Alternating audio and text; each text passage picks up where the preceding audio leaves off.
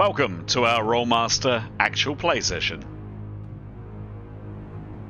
Twilight of the Old Order is a campaign set in the world of Duyranaki, the continent of men. In this gritty, cutthroat world, politics, religion, and commerce are all intertwined and reign supreme. Characters need to be both smart and ruthless to survive. We hope you enjoy our story, and, as always, may the dice roll in your favor.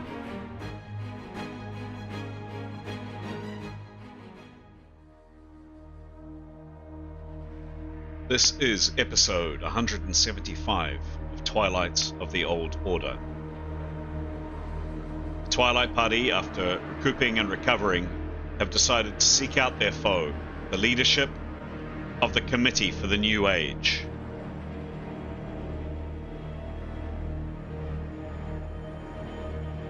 We rejoin our heroes, surveying a massively wide valley with a huge camp of soldiers at the bottom of a tall cliff face.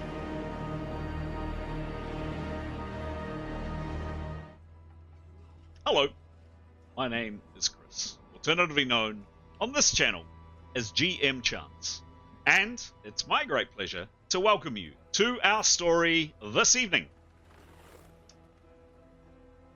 The story we're telling is a tabletop role-playing game. The title, as you can see up on screen, is Twilight of the Old Order. The system that we use, the actual game that we play, is an old system called Rolemaster, dating all the way back to the 1980s. I've been playing that game since the 1980s, and I love it. To tell a good story, to tell an amusing tale, an interesting tale, a tale with which hopefully watchers and viewers enjoy, you need heroes. You need protagonists. You need the characters to drive the story forward. And up on screen are, indeed, the 6 characters which are in play this evening. In a minute or so, we're going to turn over to the players of those characters to introduce each one of the faces up on the screen, provide a little bit more meat on the bones, a little bit more about them. Before we do, however, my habitual thanks for all of the people that provide encouragement, support, advice, suggestions, etc. online. So this is our hobby. We play this game for fun. The fact that we can record it and share it with the world and people enjoy it and respond is fantastic. And also, just a quick shout out to some recent subscribers. So, Kilt Da Vinci Studio, welcome. Druid 2099, you are also welcome.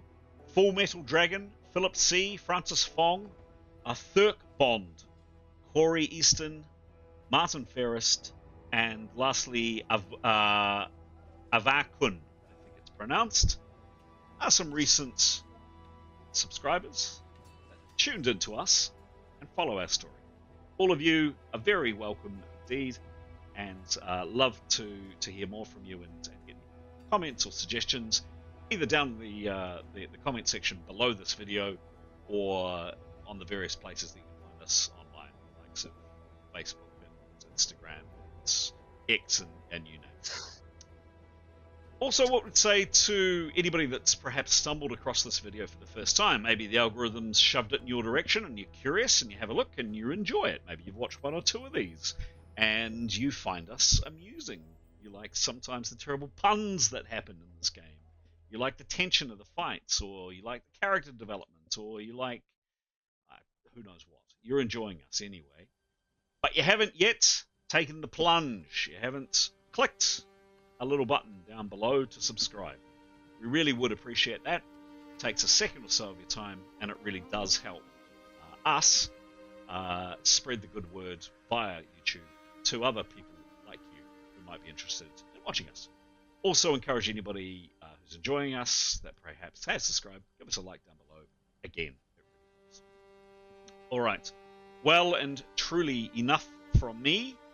Time to hand over, as mentioned before, to the mad geniuses, the people who personify or personify themselves. I don't know, maybe that's a bit of a stretch, but certainly have created these faces up on screen, their personas at least.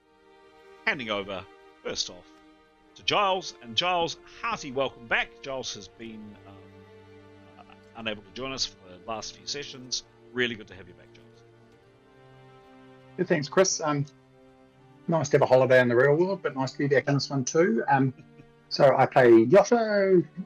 There he is on screen. He's a half-elf. So the question I'm going to answer for him is, what's the most elaborate puzzle or trap your character's encountered? Well, so in this game, not sure it's the most elaborate trap, but certainly a pretty consequential one. There was a puzzle in a room in one of the Lord of Arcana houses. It looked relatively as if we needed to work out a sequence to step on tiles to get over it. Yotto maybe slightly rashly agreed to give this a punt and proceeded to get sliced and diced. Not the greatest of outcomes for Yotto, but he certainly learned some of the difficulties with traps or puzzles. Not that keen on getting sliced, as you can see from his face. So won't be running into rooms with large blades again in any big hurry. And on that note, I might pass over to Graham. Cool. Just before we do, you're very kindly picking up Askell, Anthony's character. Oh. We're hoping that Anthony will join us later in this evening, but Giles, thank you for running Askell in the meantime. Over to Graham. Cheers, Giles. So, 2 characters tonight, first of whom is Severin. What is the most memorable experience your characters had with a non-human race? Sort of pick up on previous themes, as we've gone on, we've sort of pretty much been exposed to the very worst this world has to offer. Virtually everyone we meet wants to kill us or deceive us in some form. In terms of a non-human race encounter, I guess what sticks in Severin's mind, given he's pretty even-handed and doesn't really hold any major prejudices particularly, we, in the middle of the jungle, sort of got ourselves stuck in the middle of a war skirmish between a band of orcs and a band of elves who basically had been taking notches of each other for decades. We befriended an orc, or in fact we liberated an orc, freed him from incarceration, and but wanted to make friends with the elves to help us get us out of the place. Brokered an arrangement, and the elves broke it by killing the orc, and that was a very difficult moment. And I guess when he thinks of non-human races, he probably thinks of that enmity and those particular individuals and how utterly pointless the whole thing was. But yes, so yeah, he's getting increasingly jaded as time goes on and wondering why he's trying to save this sad, twisted world. But anyway. Who would come up with such a sad, twisted world? Exactly. Well, I mean, let's not go there. And the second character I'm playing is Tenya. How does your character view the role of chance in their fate? Quite highly. Yeah, I mean, for every small victory, a crushing defeat is just around the corner. And yes, she's sort of sitting on her last lifeline, kind of gingerly. And yeah, as long thought, the chances of getting through this probably not great. And does not really believe in fate because she's not really seen anything move. Certainly her kind of chance in life, and there's been a lot of disappointments, a lot of tragedy. So no, I don't think she thinks it's fated. But so that was a gloomy one, wasn't it? I'll hand it over to Stara. Great answers. Stara, you had an image that you wanted to share with us, correct? Yeah. So, yeah. Here we go. It's coming up. Here we go. So Jada. Oh, she's going to answer what is the most captivating tale or legend her character has heard? So she often thinks about the tales she was told about her religion and that there's some type of a heaven. And that's what she is motivated by and what she dreams about every night is how she thinks heaven will be. Describe what we can see there. Well, originally the AI made a picture of a couple of angels, but I wasn't sure that was in her religion. So I thought, what would she dream about? Of course, it would be flying horses instead, angel horses. Mm-hmm. Yeah, and that's a paradise there. So this is what keeps her going. This is why she wants to help everyone. She believes this is what people will get if they follow her religion. I think it looks rather nice. That's a great. We might end up there soon in this game. Maybe I should have put more horses in there. Yeah, careful what you wish for. Yeah. And just on that, for viewers and listeners' benefit, if you're not familiar, Graham referenced his character Tanya being on her last life. What does that mean? Rolemaster, the system that we play, is a particularly unforgiving and brutal role-playing game system. Literally any dice roll has the potential to slay a character with some bad luck. You could be dead.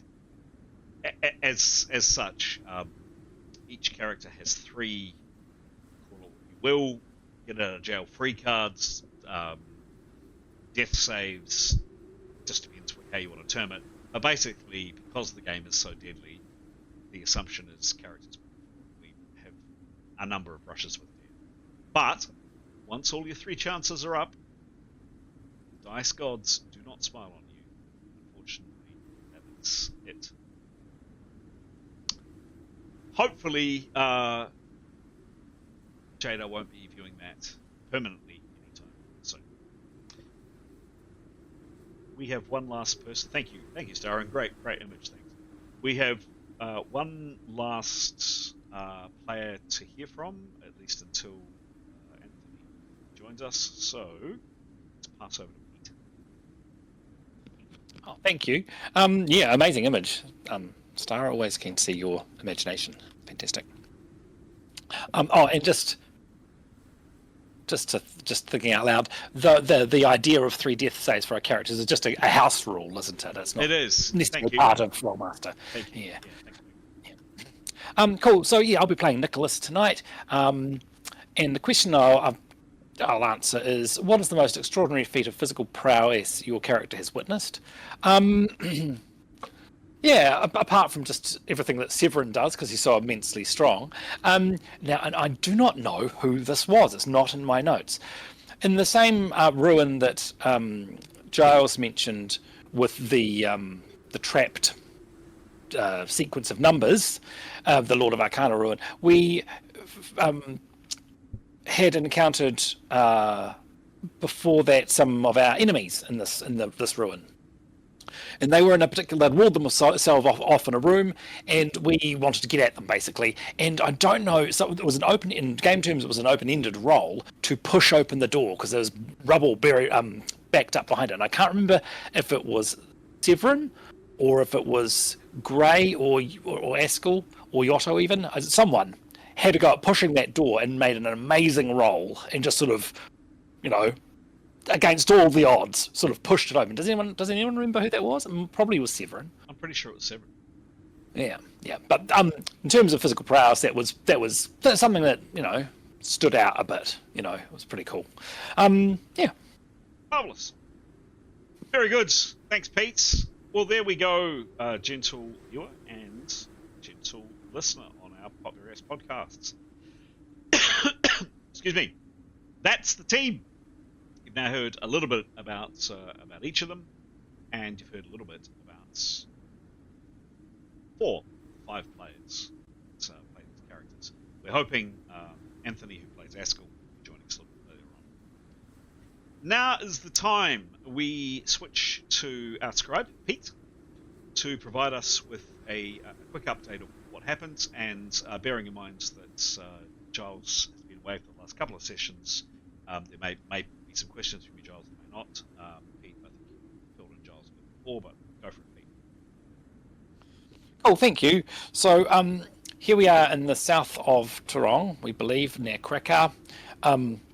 We sort of moved here via those Lords of Arcana ruins I mentioned previously, and we've sort of gone through a device, and we're not sure how much time has passed. We know more time has passed, so we sort of don't know the date, and that's sort of important for us. We'd spotted what we think were armies of our enemy, and we were on our way through these sort of barren canyons, as you can see on screen, to sort of sneak up on them, basically, when we were sort of rudely interrupted by some terrified horses and horsemen being chased by these crazy bears, basically sort of odd bears from this region of the world. I don't think we'd ever encountered anything like them before. There they are, they're matted fur, sort of, I don't know, crystals or some sort of spikes sticking out of them. Very, very fast, and as it turns out, with claws that can sink into rock, and they can sort of climb up walls. We'd gotten into a fight with them. We're sort of trying to be in hide. Most of the party were flying. So at the beginning of last session, I think it was only Askell who was yet to fly to safety. But to cut that sort of long story short, we all managed to fly to safety. Askell and Tanya and Severin were both in rather poor shape due to injuries from these bears. But luckily, Jada was there to heal them. So we all managed to get fly cast on us and fly to sort of lay low and quiet on the top of a rock there, where hopefully the bears couldn't get at us. And we spent an hour there while Jada healed those who needed healing. During that, amongst all of this, a few other things happened, I believe. We noticed that Yotto noticed, I believe, that he had seen someone at the entrance of the valley who had been shaking his fist at someone, and I believe it was a companion who'd ridden off on a horse. After a bit of this fight, Giotto had noticed that guy had also gone, so that soldier had gone. Amongst this, Tanya also managed to kill one of the bears by shooting it with her bow and arrow. Also, there were soldiers, we believe they're Turang, soldiers of some description. They'd been there, they are there. They'd been the ones being chased by these. Their mounts were exhausted, and so the remainder of them, because they'd been sort of picked off a bit one by one by this group of bears. The remainder of them sort of had made quite a good stand, but then decided to flee.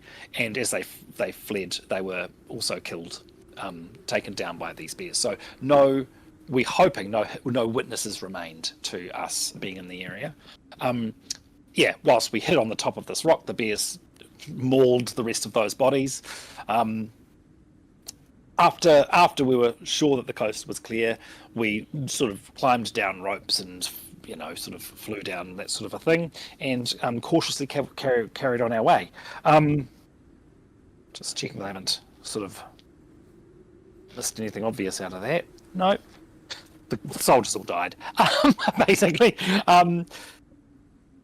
We took a little bit of food and water from the bodies, but otherwise left them sort of alone. We carried on cautiously in the direction we'd been heading until we started to hear, I think the valley, sort of the sides of the valley started to lessen and it split again.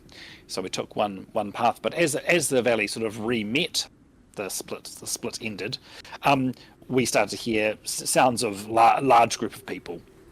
And we came across on either side of this valley two armies with their campfires, and we sort of were sort of in hiding, and Tanya used her spyglass to spy out, to have a look at the surroundings. I think the things to note were that there were an army on each side of the valley.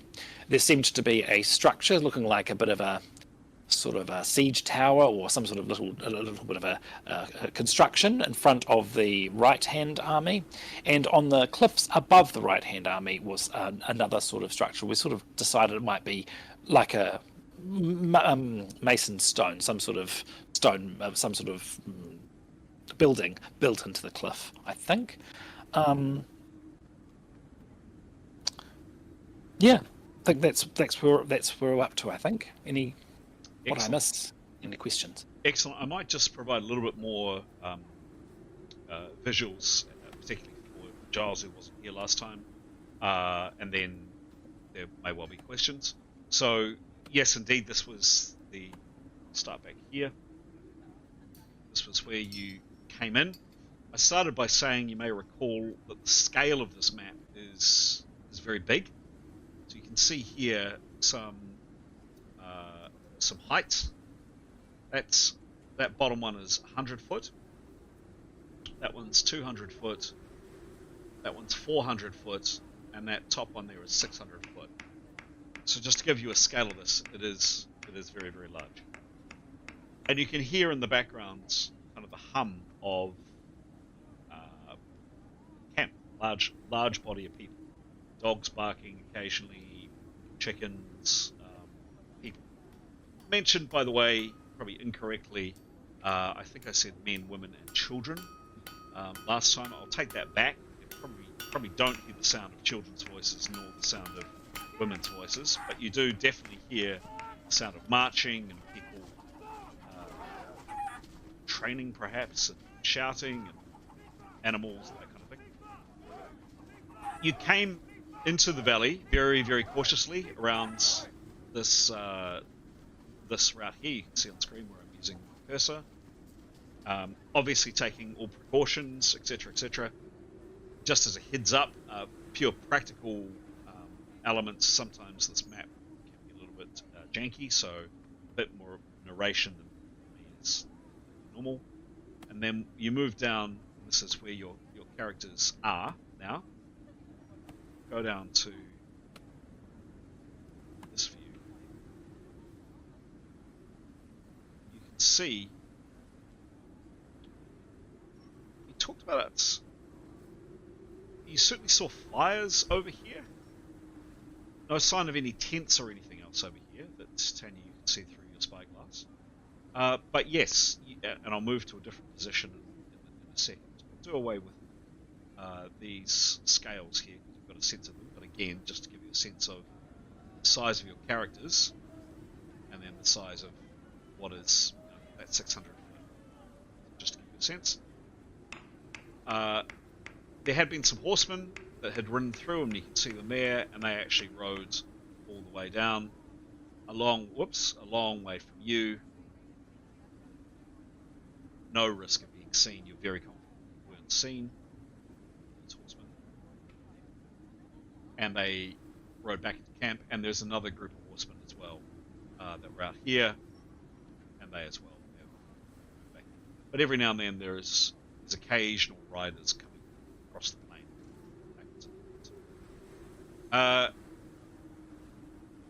See a few over here as well. It's huge, absolutely massive. To give you again a bit of a sense of distance. So where are your characters? See your characters here, up to this next chunk of rock, for example. We're talking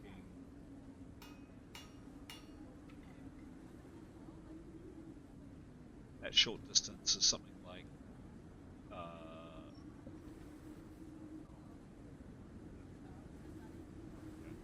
always better to do it top down.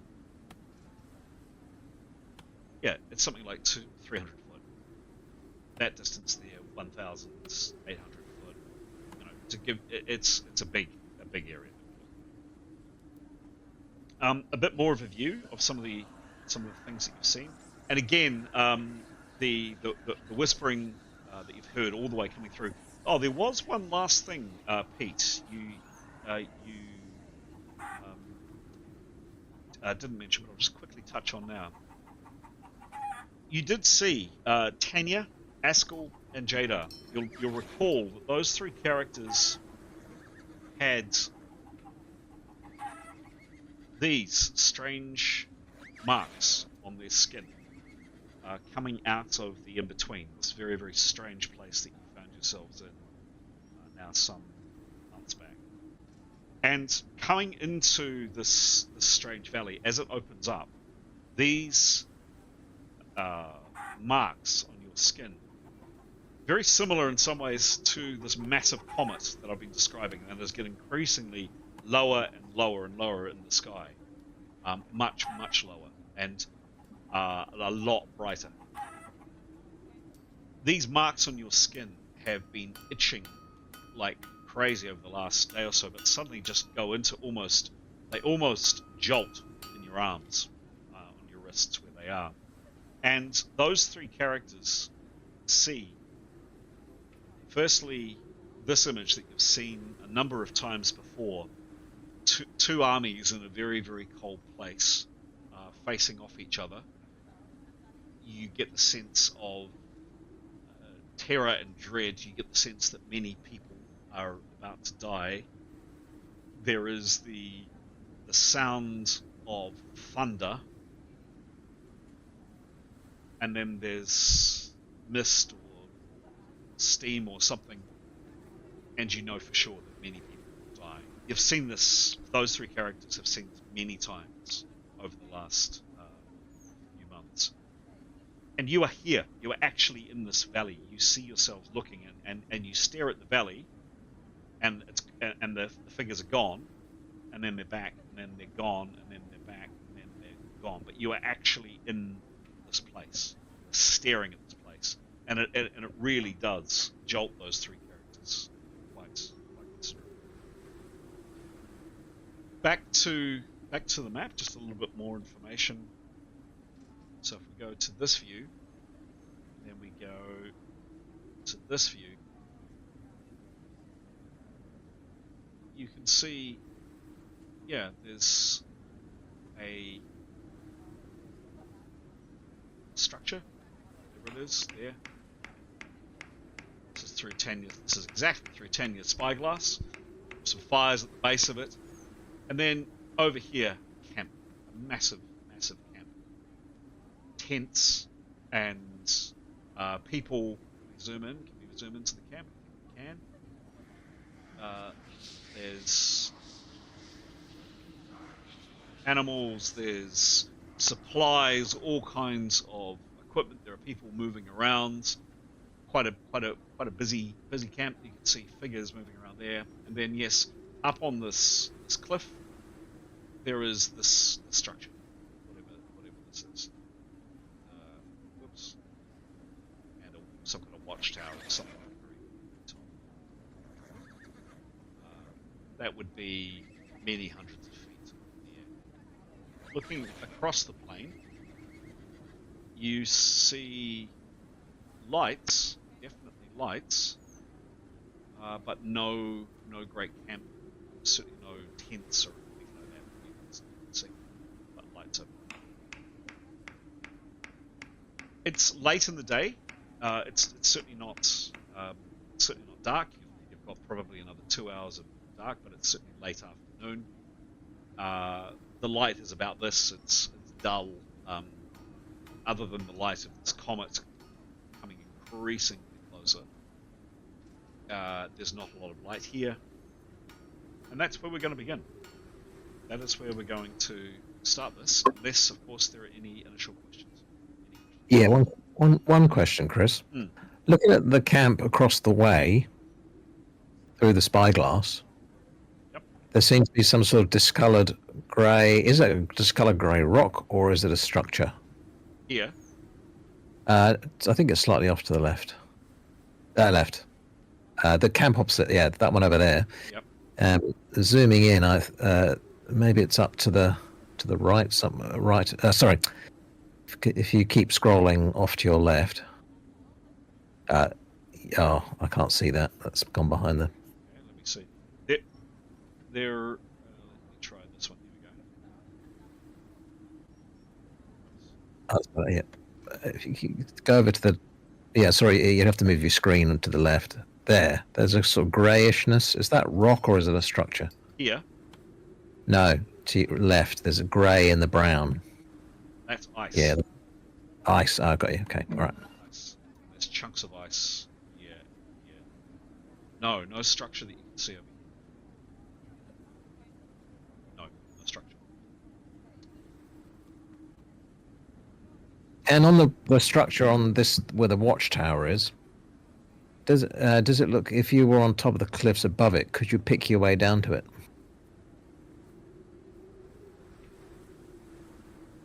Let's go back to. Well, actually, before we kind of start going through dissecting the map, anything up to this point, and then we can actually kind of start your investigation. The map from there. Anything that's not clear from the map. Oh, okay. If you're all sitting comfortably, Giles, if you're excited to be back, if you're curious to hear what is going to happen, it's up.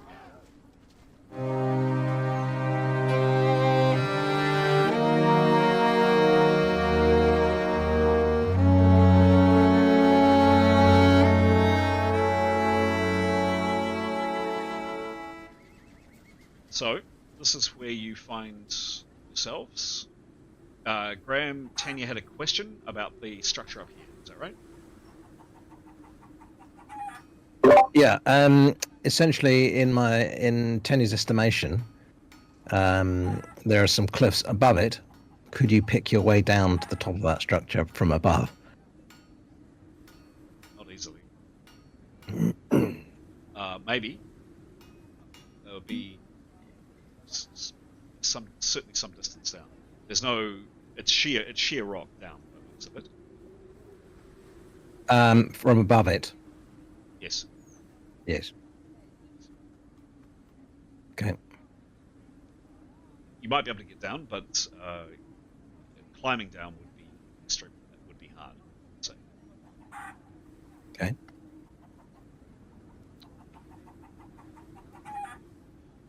All right. What do your characters do?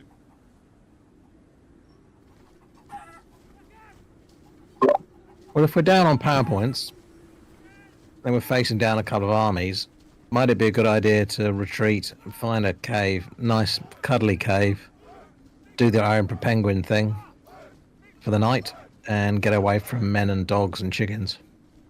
Yeah. Agree. Have we passed a cave or anywhere that looks suitable for sleeping in up to here? You asked that question last time.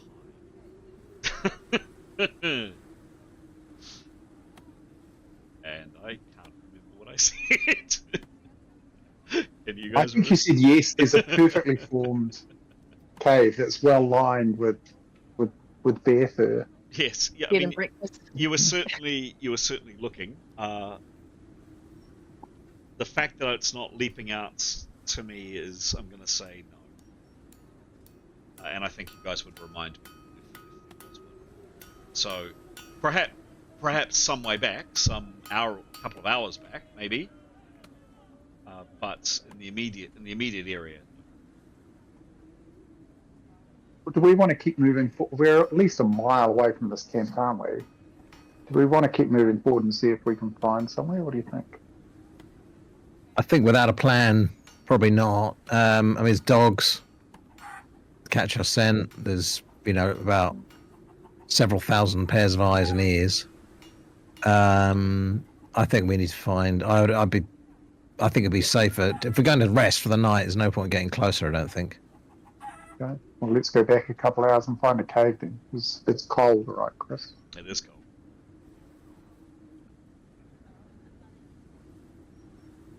Yeah, we need to sleep. Your healer has only got about 3 or 4 spells left in her. We need to sleep.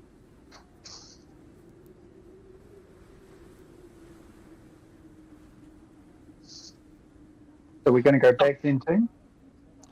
Yeah, or if there's other branches off this valley, we could explore those for a potential cave. So, before we go back an hour, I wonder if there's other places to look. I mean, the other thing I could do is I could cast fly and just fly ahead for a bit, presumably at 75 feet around. But because we're not in rounds, I could fly for miles and take a little look. I mean, people don't generally stare at the sky looking for flying people, right? Or can someone make themselves invisible and fly forward and have a look around? If we're going to sleep, we don't need to worry too much about the PowerPoint. From memory, I think your fly is relatively slow, isn't it? I think I can go 75 feet around for Okay. 10 Okay. minutes. Yeah, If the scale well, works. Or why don't we just check out, just see what we can find out in some of these valleys and go from there? Because if it's high up, that means we've got to all fly up and fly. Oh, no. The only reason for doing it is you wouldn't be walking around on the ground. Is the wind blowing towards us, away from us, Chris? Make a dice roll. D100.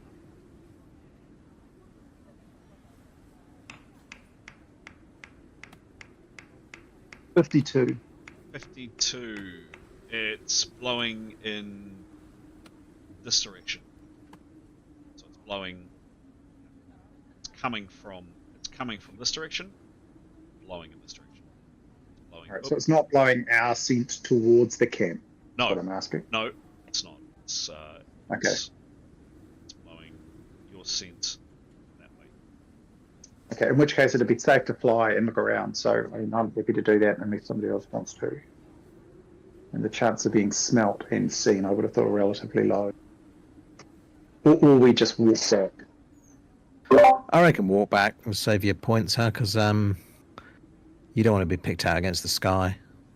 Okay. You trot back in this direction. Yeah, and as Pete said, if there's a side valley to go down and check out, see if there's a cave. Okay. This is the side valley. You could argue.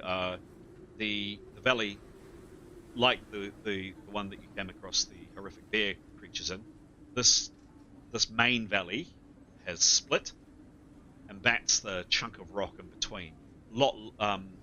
Relatively smaller than the chunk you saw previously. Maybe about the same size, perhaps. Reflection. That's one arm of the valley. You've come down this arm. You did see riders come down here. You haven't seen riders come down this arm. There haven't been any canyons or major byways off to the side that you've seen on your trip, but you have back in this direction. Give me another dice roll, please.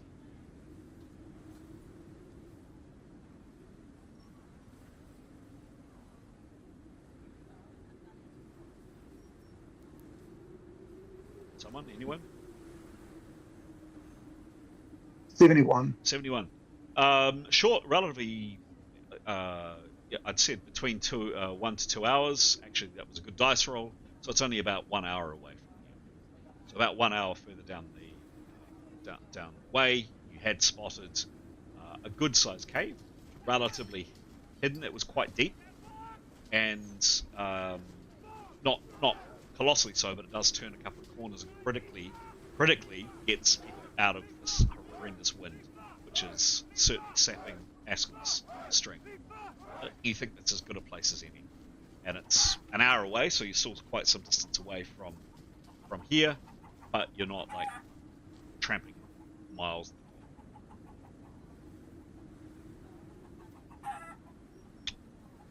Let's do it, I reckon. Cool. All right. You set off, and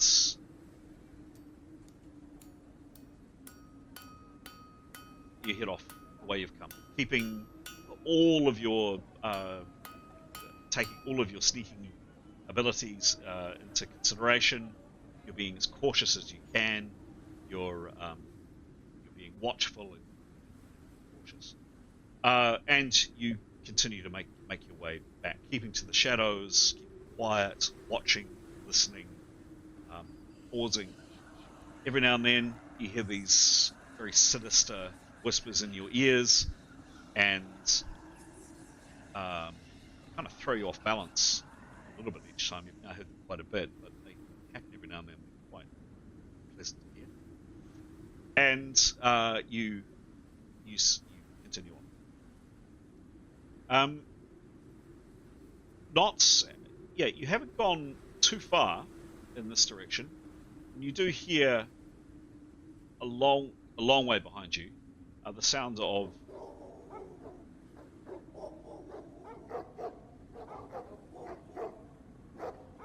long way behind you.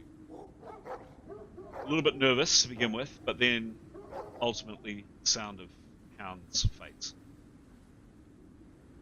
You continue walking.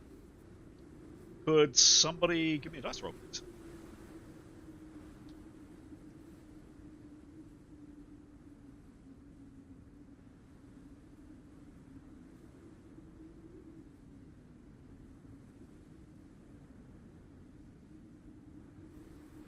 Did we run high or low? I don't know. You tell me. Oh boy. Oh boy. What did you roll? 100. 100. Okay. Damn. Um, so you'll be walking for a bit, and you hear well and truly before you see them. It is definitely a familiar sound.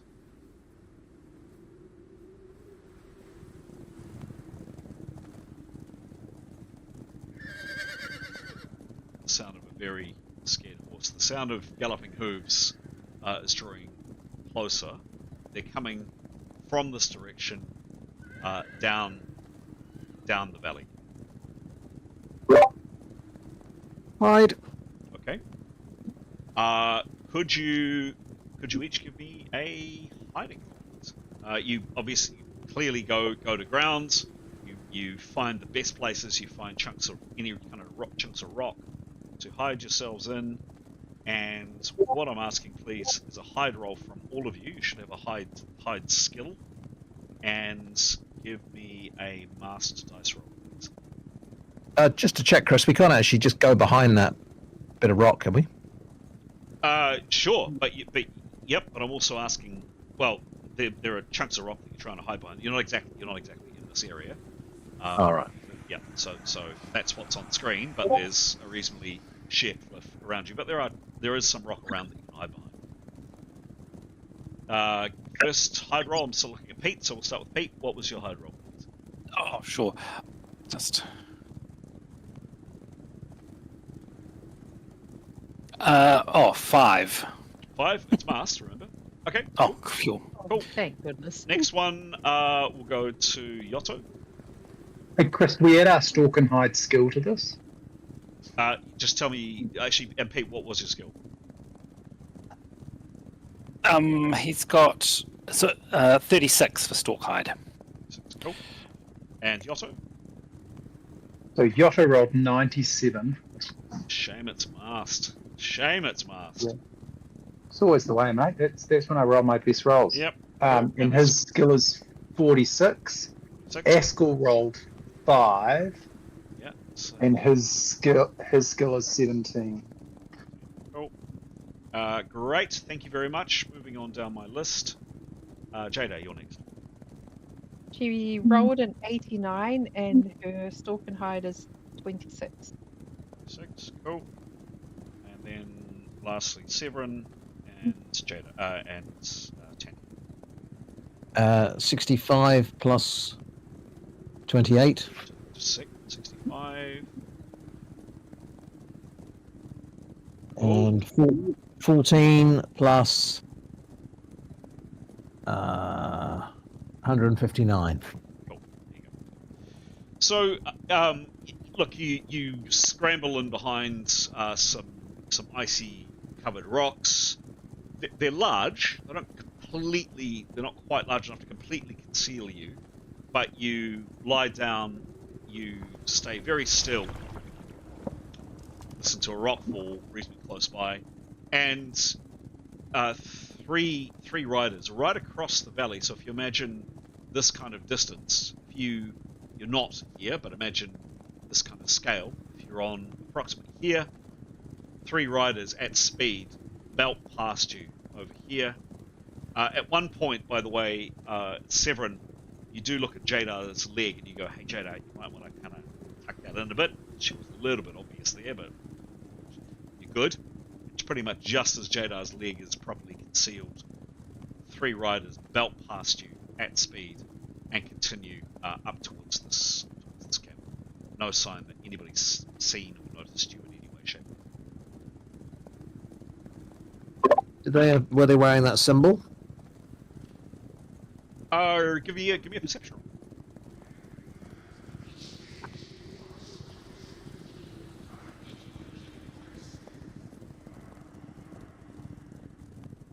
Uh, 42 from Severin plus 80. Let's see. Okay, and Tanya. 28 plus 85.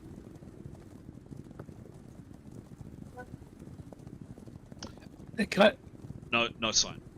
No, they're just too far away. They're moving at pace. They've got cloaks over them as well. Not surprising. It's cold, so you can't see. See the symbol. And sorry, can I just jump in here because it's something I forgot to mention in my recap was that on the bodies of the people that were killed by the bears, there was this flaming fist symbol, which we'd seen before as the symbol of the Committee of the New Age. Sorry to jump in. That's all right. Two of them. A guy dressed like that. And a guy dressed like that. Are these riders in a straight line, or is one of them clearly behind the others? They're reasonably close together. Does Emmy do anything? Nah. Too risky. 3. They ride on past at pace, and the sounds of hooves fade into the distance. You continue on your way, and yep, sure enough, you do remember you had particularly marked it. This is obviously something you've been looking for. So yes, you find within an hour 15 perhaps, the cave that you're seeking. You think it's pretty ideal for your purposes. It has a lee of rock that comes down on one side, so even the entrance is partially concealed from the distance, from the direction of which you've just come. So people walking in the direction you've just come would find it harder to notice. So that's a good thing. It also turns 2 or 3 corners. It's not especially not massively deep, but it turns a number of corners that critically you're out of the wind. And kind of almost in the nick of time, because Askell is really, really suffering out there in particular. What do you do? Set up watches, I think. Stick Askell in the middle of our Emperor Penguin bundle that we're creating. Do we have anything that needs a tuning? Good question. Why we've got a bit of time?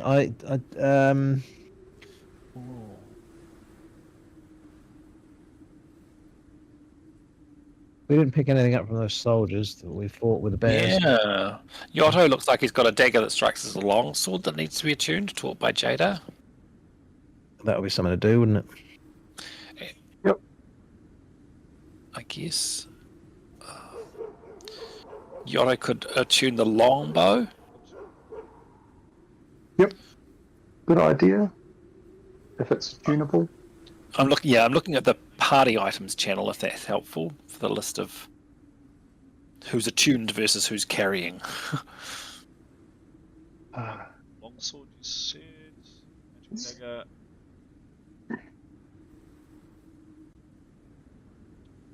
Dagger of long strokes. Yeah, Yotto. Yeah, unfortunately, Yotto can't tune to the dagger of long stroke. Oh, hang on. He has just gone up a level, hasn't he? Yep.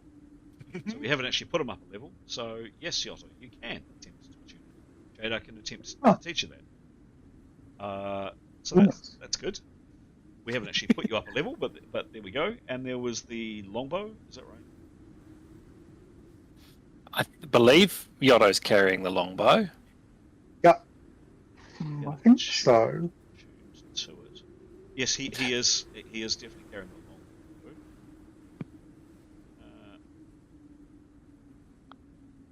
longbow. Have you got a longbow skill?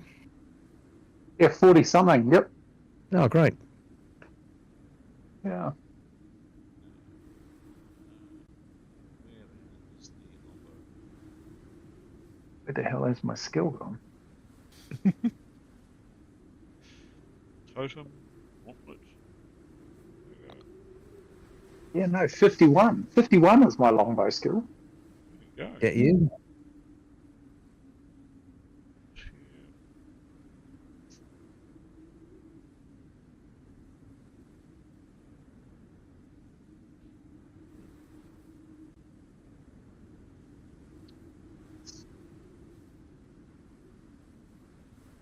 Or, hang on. Sold or lost items. Wait a minute. Sold or lost items. Yeah, I'm sorry. I have it that you actually sold it. An unstrung longbow, a bow of dew foes, and it's... I've got a little spreadsheet tracker thing, and I have attunement. In other words, items that you guys possess that you still need to attune, and I have a tab called sold or lost items. You sold the staff, you sold the eye-shaped amulet, bronze ingots, statues, mirrors, etc. You also sold the flaming scimitar, and there's a final price, which you got, which was the total for it, and I did total the longbow. I'm going to say, guys, that that longbow is gone. Pretty sure you sold it, based on my records.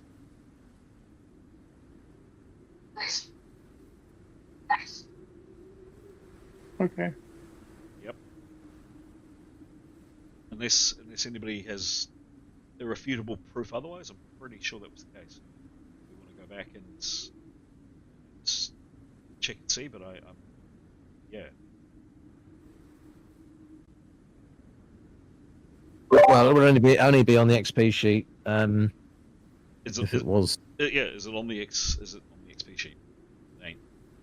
Not that I can see against Yotto's name, no. If it ain't on the sheet, and particularly if it ain't on the sheet and it's in my sold items, I'm sorry to say, if it ain't on the sheet, Fine. it's gone. Okay. Cool. What do you do? It seems weird because he has a longbow. Why he would keep his normal longbow and sell that one? But yeah, I don't care. It's fine. Well, let's just set up a watch and get some sleep, right? Yep.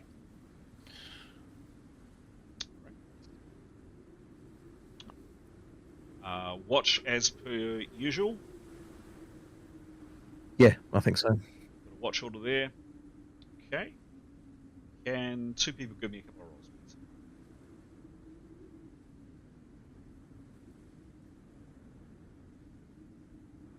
Oh, yep. 46. Mm-hmm. Don't know if I'm supposed to be rolling, but Yep, 46. Cool.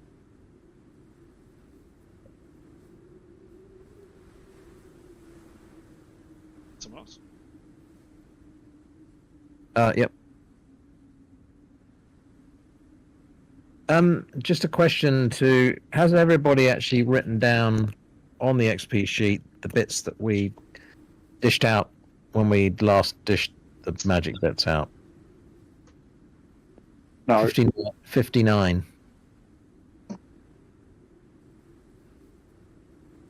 59. yeah, I think I've got my bits in. No, I won't have done it. It's not something I've kind of gotten to. Have you got access to the bit now? Might be worth doing. I don't have access to it now. No.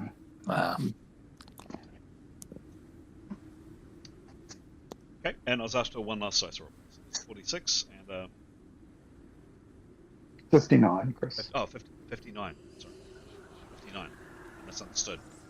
That was something else. Oh, we are all wearing amulets with a large amber, or do we sell those too? So this is what I've got. This is what I've got on my. Yep. Yeah, I can't remember. I can't remember if it was a tune now. Trying to get a sense of it. That's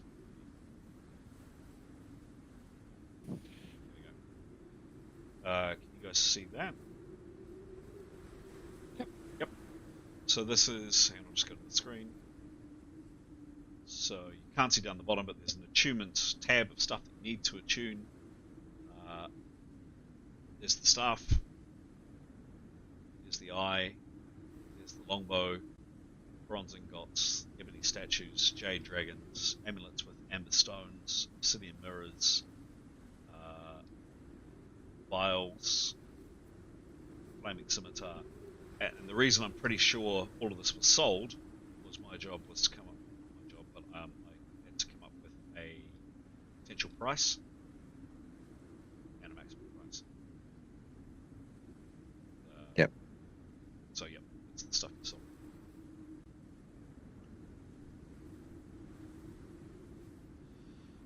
So so Yotto, yeah, you had a couple of daggers, Yotto, I think. Yeah, And- correct. One is attuned, and the dagger for the longbow is attuned. I think Jada or someone already has that attuned. Yes. So longsword, yeah. So, yes, it is the dagger of long strokes, plus 10 dagger that strikes as a longsword. Jada had attuned to it with success. Jada can spend, so if you remember how to do this, just a second.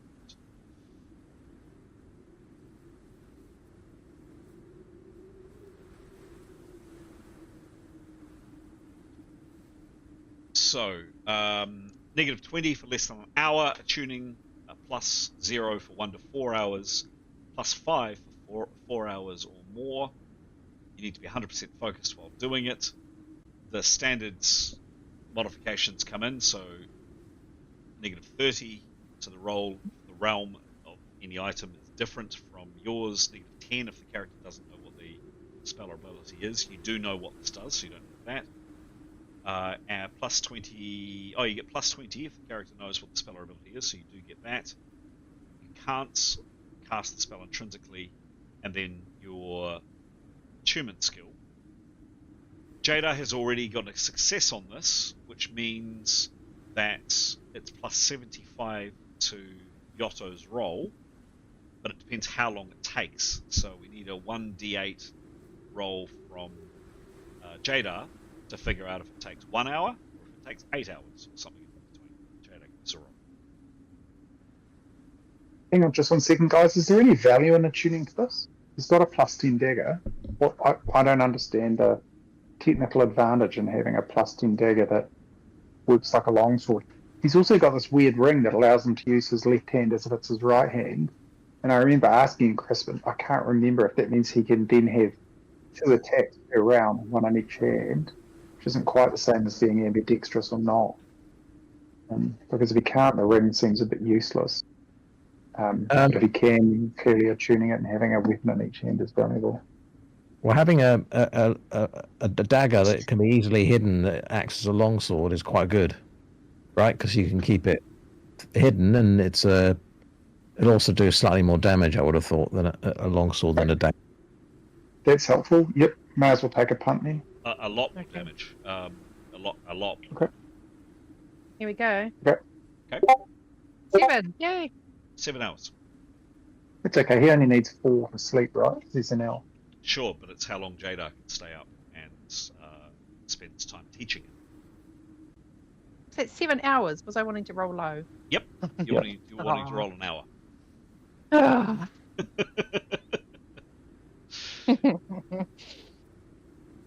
So it takes 7 hours. So how Jada needs to sleep for 8. You tell me how this works. It was just a warm-up roll. Look, I find that. Absolutely. Can we break the teaching up over 2 sessions? Ooh. Yes. Yeah. Doesn't say that. No, it doesn't. There's nothing in the rules that says that has to all be done at once. Yeah. So maybe 2 or 3 sessions, I guess. How long are we going to stay here for? Well, probably. We need a plan, don't we? Really? we've got to stay here for at least, 8 to 10 hours so people can sleep. We've got 2 hours of daylight plus nighttime. So we've got our watches. Let's do that. If Yotto and Jada can spend as much... So Jada must have 8 hours sleep, right? Correct. So she must have 8 hours sleep, and then plus the rest of the time if Yotto and Jada can hang, so he can do as much of the sword as hours are possible. Then we rotate through other things. If needs doing, and then in the morning, once we're all rested and have all our power points back, we can figure next steps out then. Yep.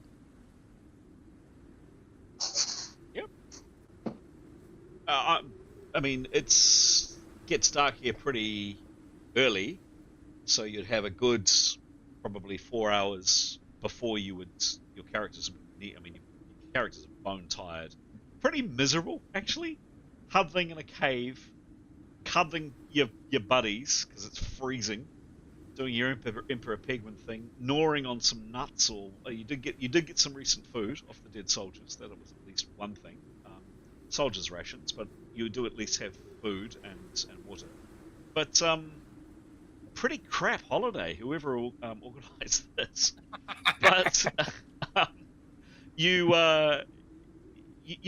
I would. To allow you 4 hours before you go to sleep would be sufficient. So you could use that amount of time to study. Depends what you do the next morning. But yes, 4 hours before Jada would have to go to sleep. You can do it that way. Okay. Awesome. Yep. All right. Yeah, sorry. Just one other thing. Just making sure there's nothing else that we shouldn't be. Jada, did you keep the gauntlet, or did we discard that as well? I think know I've what's got the, different. yeah, I've got the gauntlet. And are you attuned? Are you attuned to it? I think I am. Yeah, because I know what it. I remember what it does. Both Nicholas and Jada are attuned to it, and yes, you do. Yeah. Cool. Great. So that adds to. Yeah, great. Okay. Giles, you were asking the Ring of Left Hands, and Yotto has attuned to this. Yeah. Once per day for 4 rounds, wielder can use their left hand as if it was their right or dominant hand, and still use their right hand normally. In effect, 4 rounds of double attacks per day, assuming a character is armed with the same weapon. 2 weapons. So 2 daggers. Yeah. 1 in each hand, 1 that acts as a longsword. So attuning to this dagger will be useful. Yep. Cool, that's helpful. Thanks, Chris. Sure. The 2 weapon combo rules don't apply for those 4 rounds. It is only 40 seconds. But yeah, it's 2 attacks.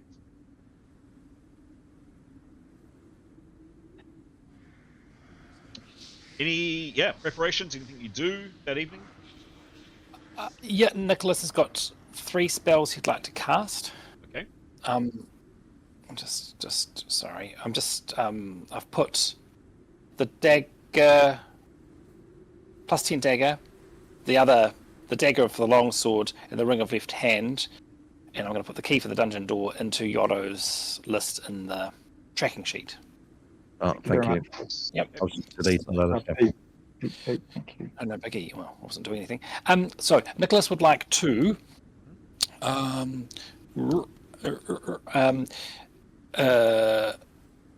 do any study he needs to for his next level up, which is going to be tonight. Hey! He would like to cast Store on Yotto, which is the first level one, which stores so he can use the analyze. If you remember how that works on the healing spell list. Yes. Oh, yeah. So he can't cast the first level spell, so and everyone's in good health ish. And so he's got a memory of them, so he can compare that to when they're injured, sort of a thing. So he's got to cast it on Yotto and himself, please. So 2 spells. So can we just we've used it, so for listeners and viewers, we've used this device in the other game, the hero game, can you just read out the spell description, please, and just talk us through exactly what you mean? Yeah, maybe this won't work actually. So the spell is store, allows caster to store racial and gender differences relating to disease and healing. Store racial and gender differences relating to disease and healing. Is this the first level spell on the prosaic magic list? Correct, yeah. So he'd cast that on individuals and to sort of take a snapshot of what they are like, them, especially racial and gender differences, in terms of their body's health for disease and healing. And then later on, he'd cast the 10th level spell, Analyze Symptoms, allows caster to diagnose precisely what is wrong with hurt or diseased patient. For the spell to be effective, caster must first have cast a store, that spell we just described, upon the exact racial type and gender who wasn't injured or debilitated. So this might not work for Yotto because he's debilitated with his -10. So maybe Nicholas will hold off on that. Yes, I think that's probably a good call. Yep. Not sure how much use it is, but Nicholas will cast it on himself in case it's ever required.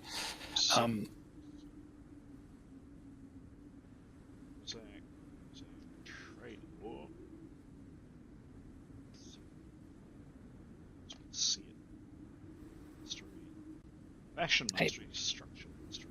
Entertainment law, mining law, livestock ways, healing. Yep.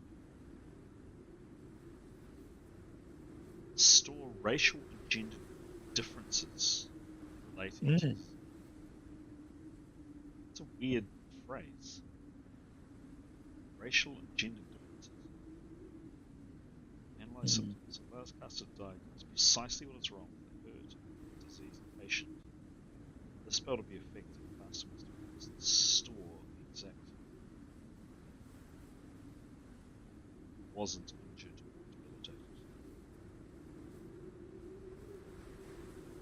Right. So the way we cast in the other game and the way that I read this is, yes, those two spells work in tandem, but you've got to be in good health to cast them. And that's the conclusion you've come to as well. Correct? Yeah, I'd say so. Okay, cool. Give me a roll. Yeah. So this is for Nicholas because he is in good health, so he'll do all the prep he needs. Yep. I rolled a 56. 56, the spell goes off. Awesome, thank you. Thank you. The second spell, and he could cast this twice if required, just to make it a bit more pleasant, is on that same spell list is Heat/Cool. Allows caster to heat or cool target's body to lessen the severity of an injury and healing. The spell will be particularly useful to cool a fever, warm a victim of frostbite, or soothe pulled muscles. He's thinking here just cast it on Askell because he's the most affected by the cold temperature, and we all huddle around Askell and all sort of bathe in his warmth a bit. He will offer to do that. If anyone objects and thinks he should hold his power points, he's happy to, but he'll be left with 1 power point if he casts that twice. Give it a roll. Worth a risk? Okay, so he'll... Yeah. So first time is a 60, and this would 60? last... Yep, 60. Spell goes off. Cool. It lasts for 80 minutes. And if we're waiting 4 hours, he may as well cast it again if no one else objects. Sure. Just to... Oh. A 2! 2. Watch him fry his brain. 2. Does he lose all his spell casting for the next 3 months? Or fall into a coma? Give me a dice roll, please, Pete. You want a low number. Do you mean low, like 91? Oh, fudge. It's not open-ended, thank goodness. So no, not like 91. And then we master that one. Were you in the middle of combat, this would be bad. You're not in the middle of combat. Serious strain causes caster to misfire. Caster does not lose the spell points. Stuns 2 rounds. Okay. If you roll badly, when I say badly, you've got to roll open-ended followed by an open-ended and open-ended. which is 300 plus. Caster suffers a severe stroke and falls into a 3-month coma. It is possible, but highly unlikely. Oh, Leif's had that. Not the coma, but he's rolled badly on a predicted light spell, and he can never use that spell again. That's right. Yikes. What a great game Rolemaster is. Nicholas will pluck up his courage and have another go at that spell, I guess. Do you guys feel like trepidation every single time you roll the dice sometimes? I think that the trouble is with spell roll, right? You don't gain anything from rolling well. That's the thing. So the balance is out, right? Yes. If you roll 95, you should get something better. Only well on attack spells, yeah. Yeah, tax spell, do you know what I mean? It should be balanced, shouldn't it? Oh, I get it. When I roll high on a spell, I'm just like a lot more relieved. 77 for the second time. 77, that spell goes off. Phew, okay, thank you. That's all for Nicholas. Very good. Oh, hang on. Hang on a second. Just a minute. 91. I forgot to do something. Uh-oh. 111, actually, spell strays travels points unknown. It proves useless. Caster is stunned 3 rounds, and you would have lost the spell. Okay, so don't get the second one. Don't get the second, unless you want to cast it after you've slept. No. The point is, I'm hopefully about to sleep, and so if this can provide some comfort, that's great, but not essential. Cool. Yeah. Thank you. Thank you. Okay. Any other actions for that evening before I describe what happens? Jada, nothing from Askell, nothing from Yotto. Nope. Okay. I got a 46 and a 59. Interesting. Just to be clear, Chris, Jada will obviously be spending time with Yotto, right? Yeah, got it. Yes, I haven't figured that out. Charles, you're on a 59. Can you roll the dice again, please? Yeah, I didn't roll the 59. Grounded. Oh, grounded. Okay. Someone. Roll again. Right. What do I need to roll? The dice. Yep. Up or down? Give All right. me a roll. 84. Ooh. Sick.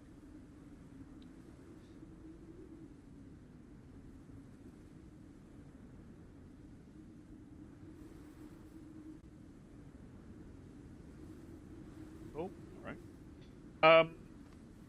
It's got the highest perception group, I think, in this 10 year.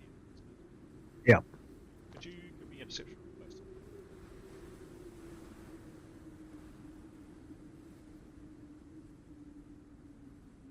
Oh, hang on. I'm not sure if that was right.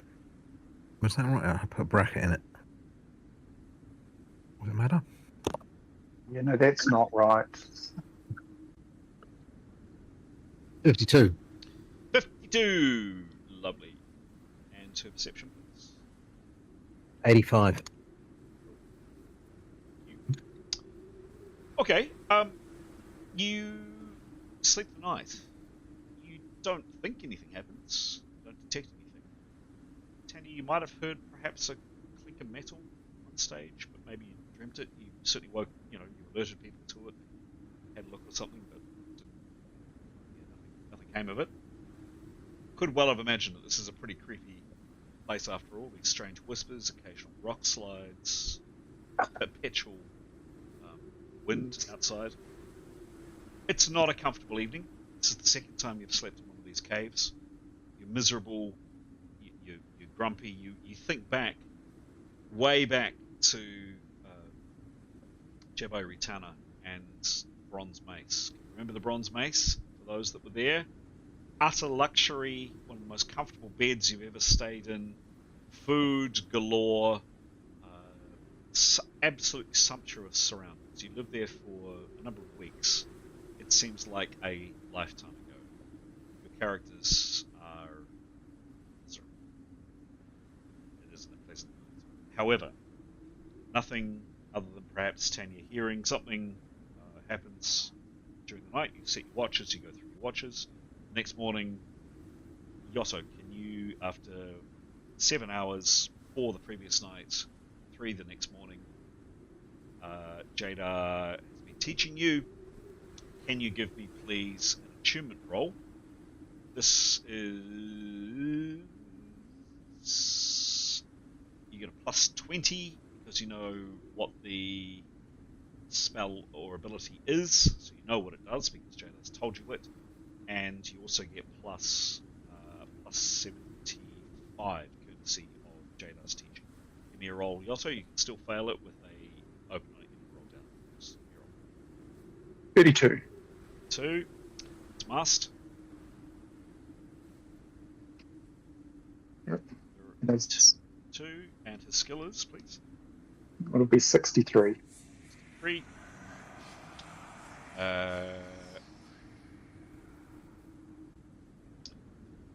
Wow.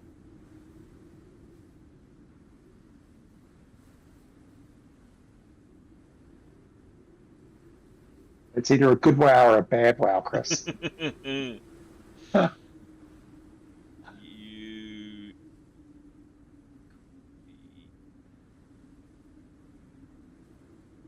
Also, some information coming into the chat. Into your chats.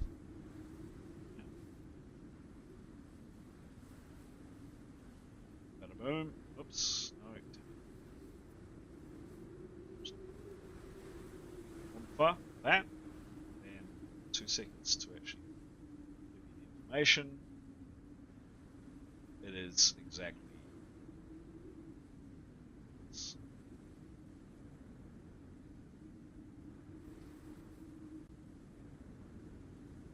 Excellent. Nice work. I will inform the group I now have 2 daggers and for 4 rounds can attack twice. Nice work. Good, thank you. And obviously, thank you to Jada, who I could give a cuddle to, but I know she doesn't like that stuff. Not the cuddly type as our friend Jada.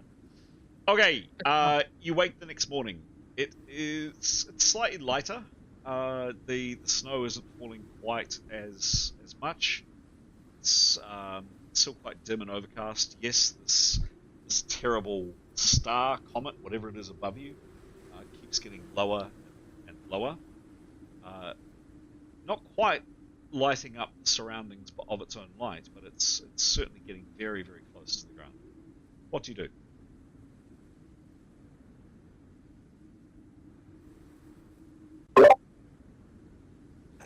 Wake up, stretch. Yep. Right, what do we want to do? I think Yoto would want to go nab someone to interrogate. He's got a spell, which is, I think it's called suggestion or something. I don't know if anybody else has. That essentially you cast, and if you're successful, so long as they're not going to, someone won't stab themselves in the neck, but you just ask them stuff and they'll tell you things. Does anybody else have a spell like that? So that's what I think we should do. I wonder what others. Nicholas has got a couple of spells that control people, yeah.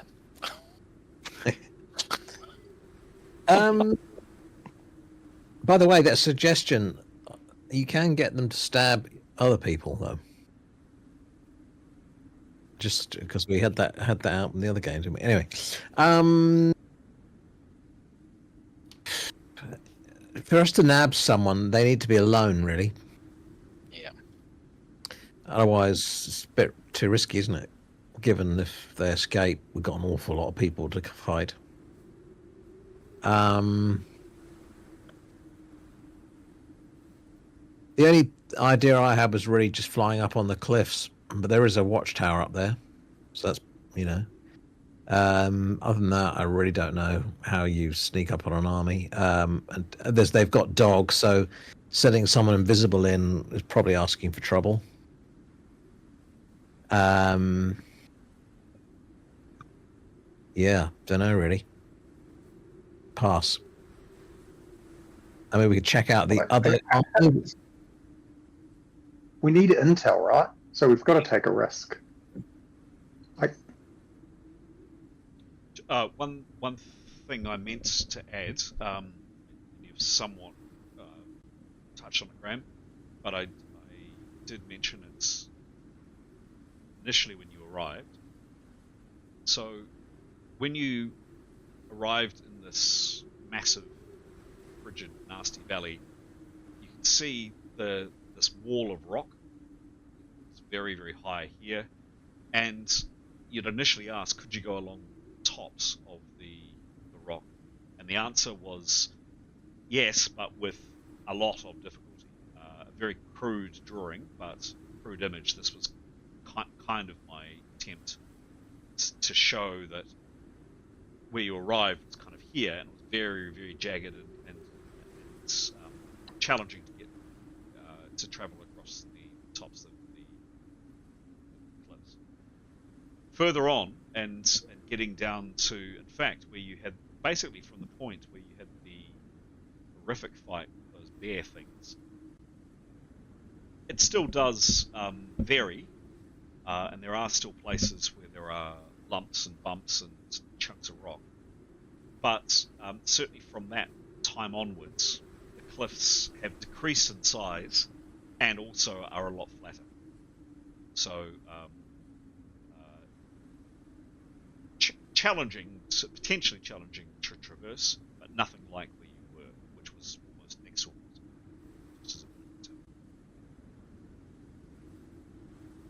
Yeah, I mean, that's my only thinking is, maybe there'll be a way to get into the structure from above, where there's not a whole army kind of swarm on us. The people who probably know what's going on are probably inside it.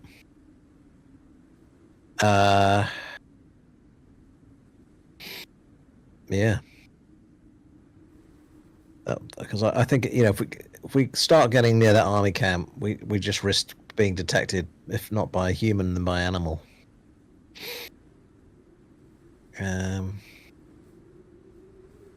Sort of need a way of. I mean, what's our aim here? Really, it's to try and find Pipalis, right? That's what we need to do is smoke Torvash, isn't it? Yep. Yeah, but for that to happen, we've got to kind of get him in a controllable situation. Or we find the devil's dust. 'Cause that's what he's going to use, eh? Yeah.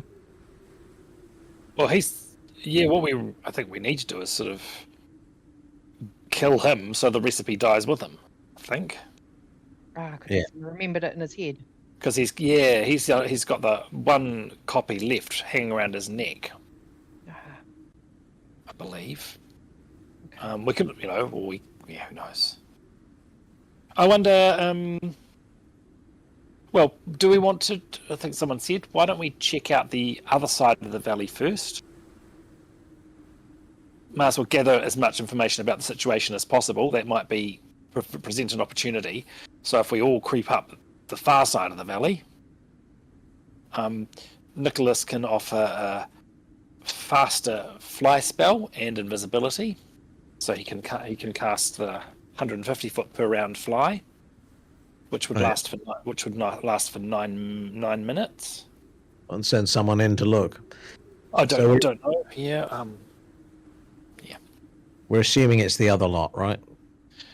Well, I think from our reconnaissance, we didn't see tents. We didn't see it nearly as big a force, I'm guessing. We actually see people over there. Are we sure it is a second army? See fires. Is that the group of fires we can see? Is that as big as on this side? Definitely not. Nothing. Basically. No. A handful. I presume the wind is still blowing in the same direction, Chris. Well, you're still currently back in the cave, so. Yeah, let's go check out the other side. Would there be since we've walked back, could we safely cross the valley without being seen? Let's take it back to this view. Safely. The risk. So we are. Yes, you guys can see on this room. Yeah. Okay. So the risk is.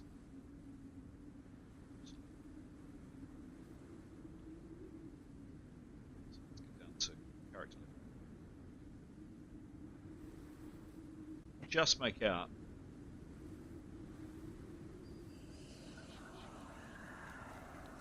So you walk your way back here, is that right? Is that the plan?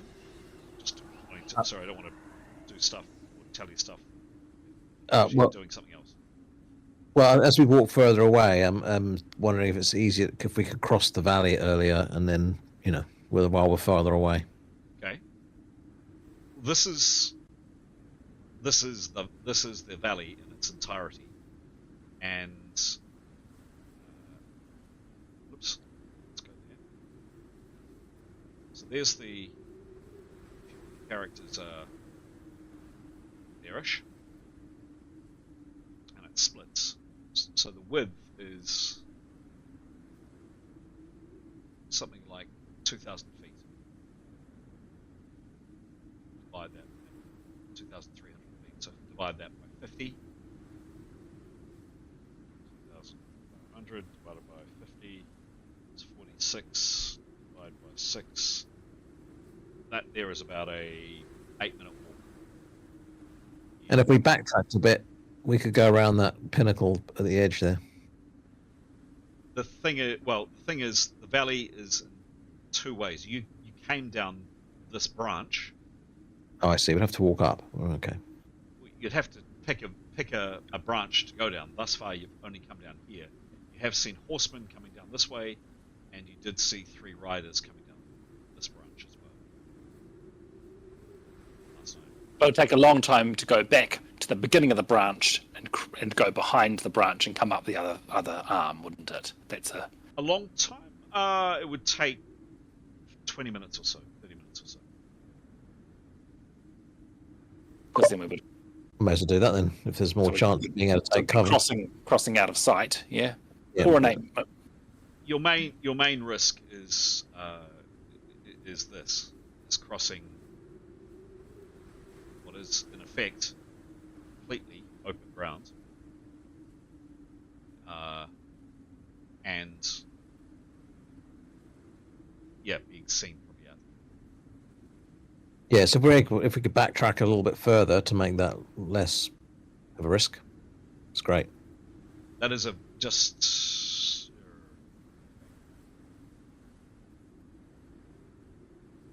Okay, so you're coming down this way. You do notice, by the way, looking this way, it is this valley here is comparatively very, very narrow. Just a heads up.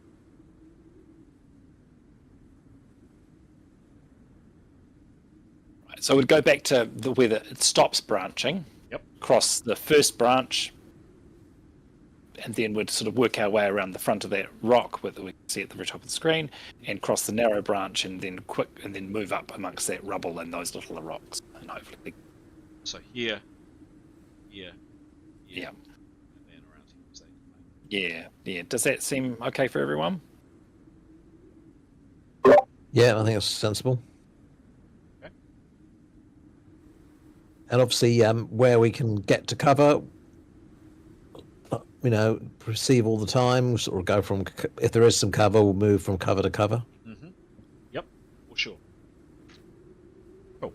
So, again, I was kind of asking, in my head, you're currently back in the cave. Do you move up to this place?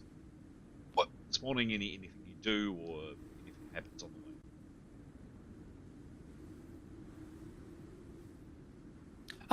I wonder if Tanya heard something in the night. I wonder if she could check for traps outside. Not traps, tracks outside where we were. I mean, a cursory check, but She'll sneak up to the cave entrance and give a good old long perception. Okay. Sniffing, hearing, and then take her time, and then just very cautiously look around before emerging. Okay, great. Give me a roll for sneaking, then give me a roll for perceiving the track. 30 for the first one. Plus 159 Thank you. And then the next roll. for perceiving. Yep. 59 plus A5.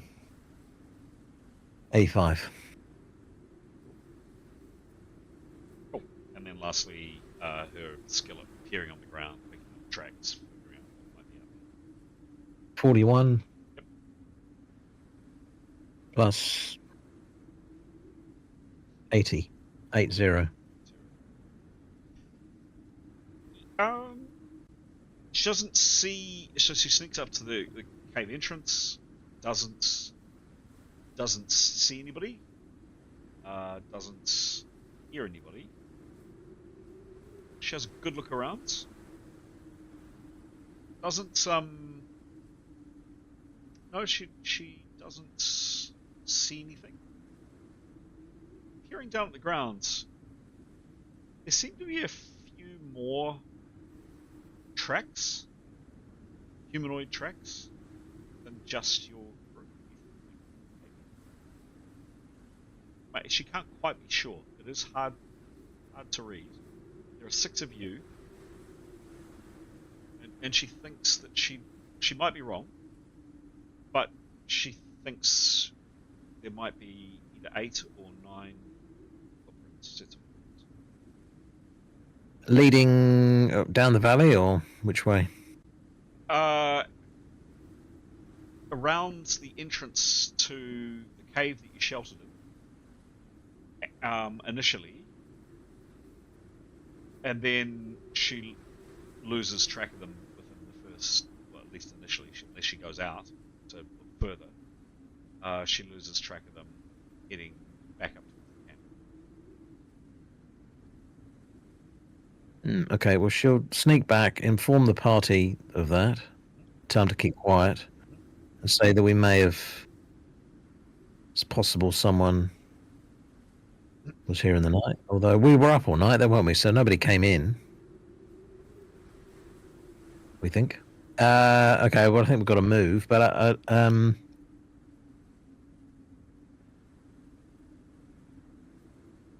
what do you think, guys? Do you want to make her invisible and send her off in advance, or just check it out? I think so, based on that. I think so too. Okay. Alright. Someone do that then. Can Jada do that, or should Nicholas? Either one. Either way. Jada's got quite a bit more power points than Nicholas, but he's happy to do that. Can her spell make someone else invisible, or is it just herself? Let me check. Spell.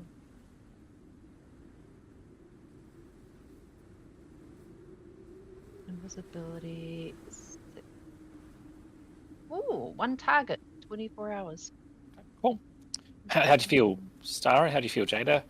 Nicholas is happy to do it. It's only 4 power points for him. But we're sort of at the stage of counting each power point, I think. Yeah, I don't mind. I think Maybe. I'm on full power point. It should be. Yeah, what's your full? 60 something, is it? 93. Oh, Nine. Power points or hit points? Not power points. 93. Ah, okay. Can she please do it? Yep. It's a lot.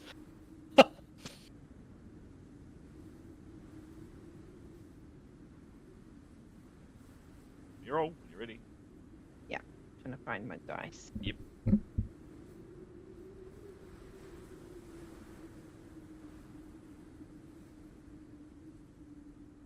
And it's 54. 54. The spell goes off. Tanny, you're now invisible. Okay, well, she'll string a bow and then sneak back into the entrance and then sneak out Okay. and have a better look around. Give me another roll. Another 2 rolls. Sneak and a perceive. No, that's wrong. 69 and a 82. 69 plus 159, and that was sneak, and then what, perception? Sorry. Yep. 85 plus 85, so 82 plus 85. Okay. So she heads out. She has a very good look around. She doesn't see anything. Okay. Well, she comes back in and says, "Sorry." Yeah. See, she doesn't see you. Okay. She says, "I think we should move immediately. And when we leave the cave, can you avoid treading in patches of snow, please? As we cross this valley, as we talked about." Yep. So make an effort to. She'll go ahead. Yep. Scout out ahead. Yep. And we'll do that plan, but avoid patches of snow. Got it. It will make our Cool. Very good. So you were lucky with the dice roll earlier on that actually you weren't particularly far distance away. So within a reasonably short period of time, you find your way back here. Your intention, as I understand it, is to come up to about here, and basically shortest point, nip across here, keep around the rocks, and then do the same here, and then go up in this direction. Is that about right? Yeah. Great. Okay. So you do exactly that, and yeah, there are. Just get my sound effects going again.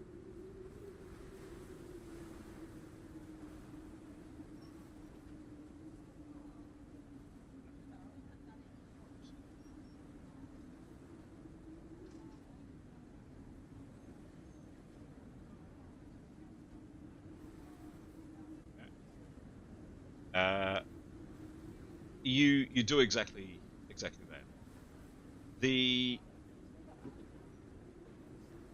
You come up to here. Probably the most nerve-wracking bit is this bit, kind of completely open terrain, here to here, but you make your way across without difficulty. Constantly looking, really, your concern is riders. You can see people reasonably quickly, but riders are your main concern. You make your way across here,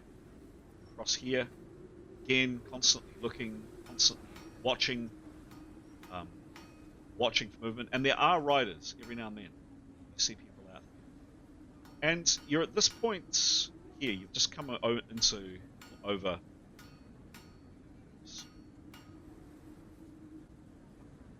past massive hole. And you're on some relatively high rocks, or coming around behind some high rocks here, when there is the following. Firstly, far in the distance,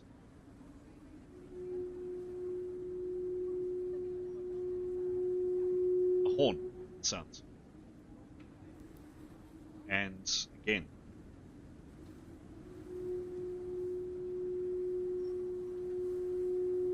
and then the third time.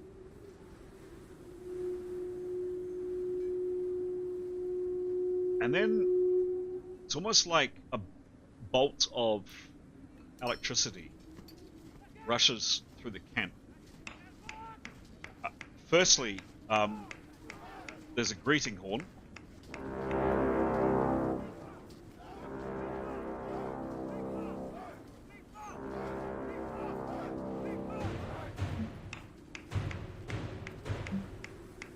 And somewhere drums start. And again, horns. In the distance, but not so far in the distance. And you see over here a great stirring of people. A lot of people moving, and there's a lot of activity. going on over here. Just for a second. Let's do this.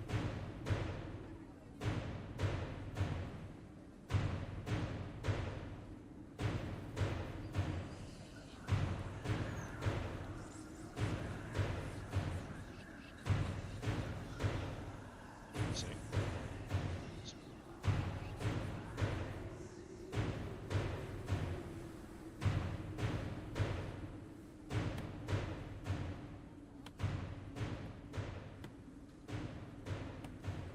Every now and then.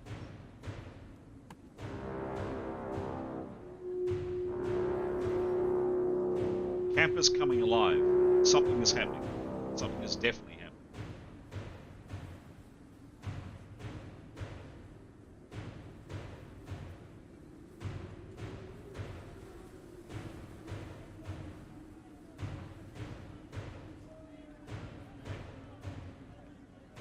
And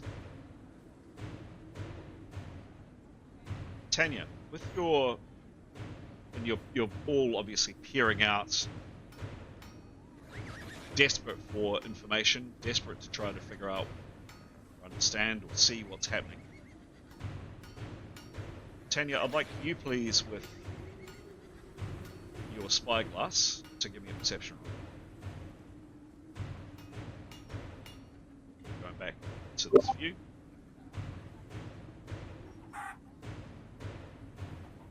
$65. 65. Cool. Okay. That's 85.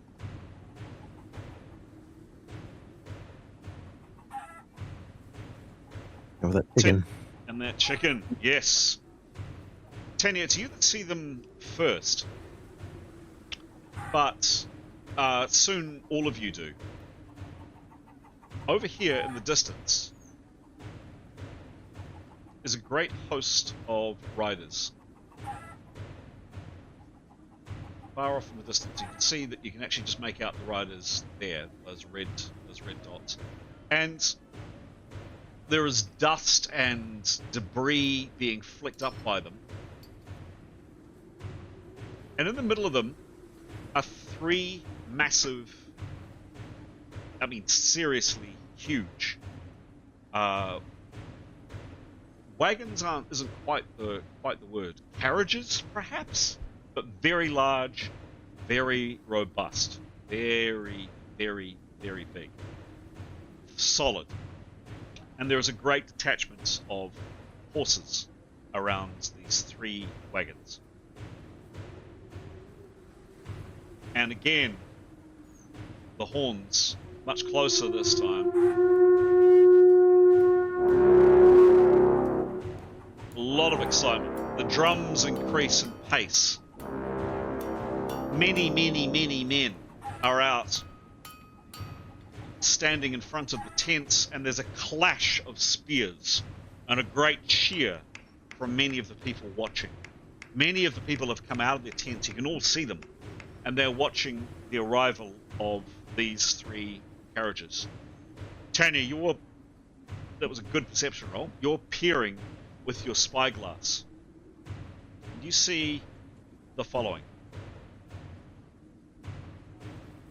And your elven vision.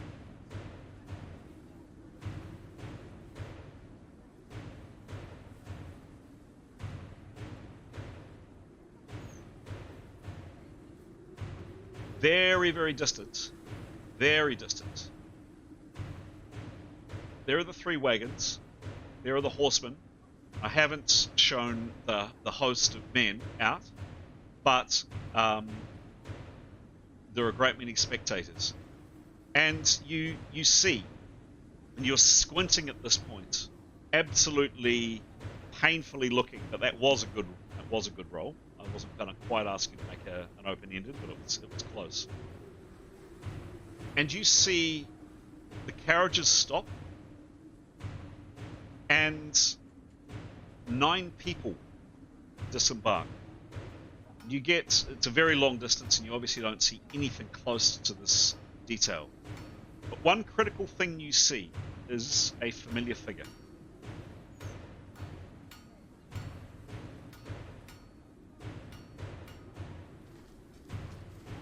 Firstly, you see this man, and it's a hell of a long way away, but you recognize the stride gait, and he leads 9 people.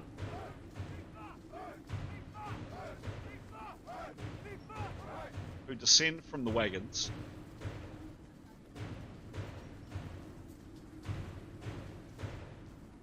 and follow him as he walks towards the cliff. He walks in through here and out of your sight.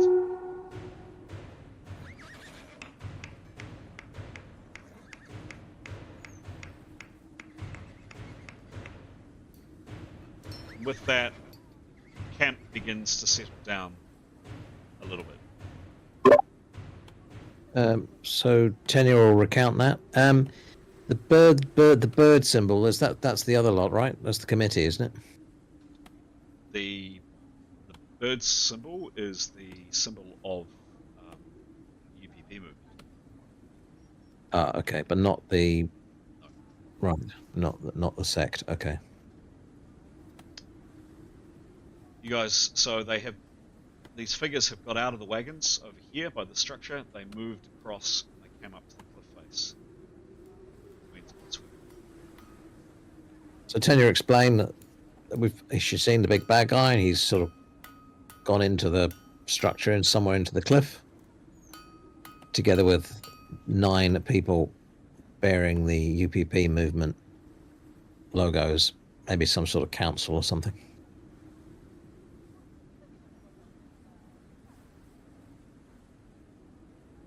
The bigwigs have arrived. Yeah. I don't know, does that affect our plan or not really?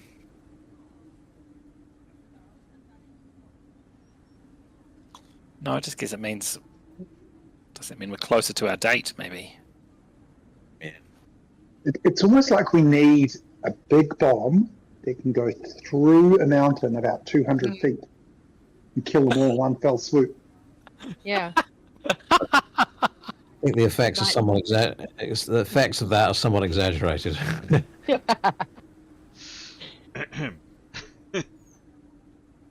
Okay, what do you do?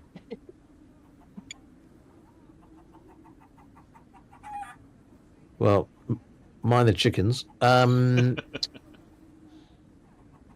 reckon we still want to head up to the other smaller grouping. Yeah, just check it out. Yep, sure. Is that Torbash that we just saw? Yeah. And the 9 people, did they have the same body habit? Those mining? No, they had the UPP symbol. They were wearing white robes, green robes. Yeah. So they may have been. Well, they might be the committee, I guess. But oh no, there is a. I can't remember. I have to read the notes, but there is a some sort of central committee of the UPP. That both of the sects ostensibly report into. It's possible it was that, and that Pipalis is outlining his method of destroying the world versus the other lot.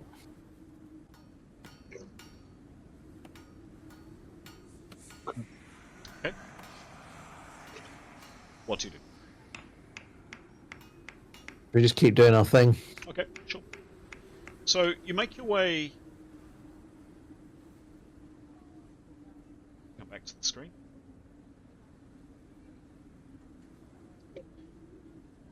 So the kerfuffle that you heard was somewhere over here. You're about there when it. No, sorry, you're about here when it happened. And the structure's over there. You've made your way around. You're avoiding stepping on snow. You're being very cautious, very sneaky. And you get up to about here. We want this merit. Further around. And peering out, all you can see at this point are 3 lots of 3 lights, so 3 large bonfires, different locations, and around each one there would be easily, I haven't picked them on the screen, but easily 300 or 400 soldiers. 150 perhaps. Heavily armed, there are lots of riders over there, and you also hear following. In fact, a lot following.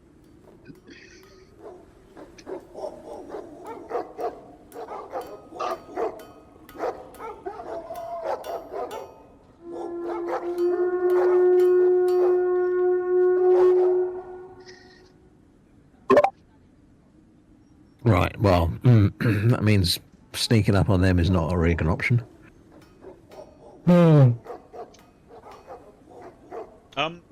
And they're standing around.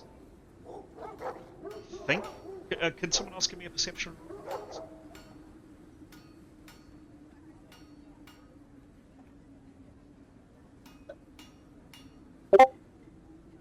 20. 20.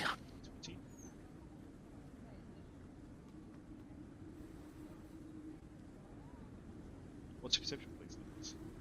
Oh, sorry, I didn't realize he was making it. Should have been Severin. I'm sorry, 49.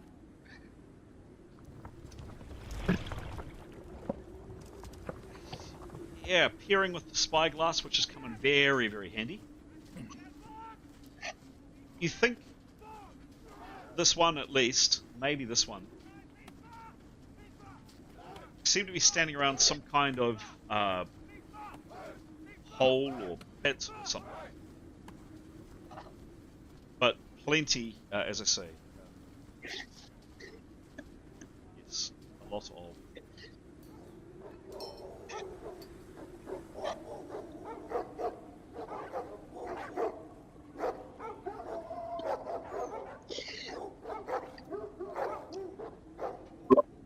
Yeah. Well, let's not go much closer then. I don't know. How do you sneak up on an army? Carefully.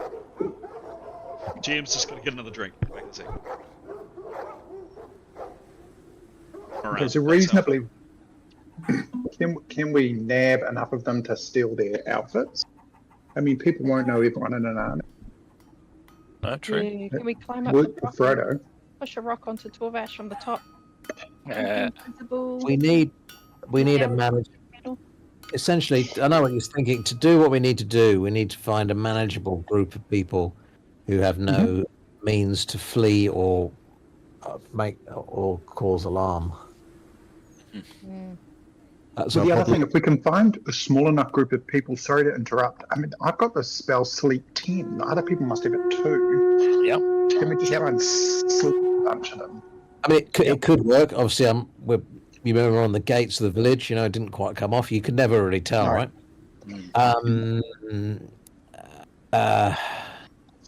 Obviously, if someone's riding a horse and you try and sleep and they'll fall off and then they might wake up. Not if they fall in the same round that you can't Not sleep. the same round, no. But yeah. If we got caught, if someone found us, are we the sort of people that they would just take us straight to him? Or he doesn't care, they just kill us? So we're known to the TTP as people who are trying to foil their plots. I wonder, Your like, was what not. if they took us straight to him, but one of us is invisible, and then would we just shoot him? Because how the heck do we get to him through all these people?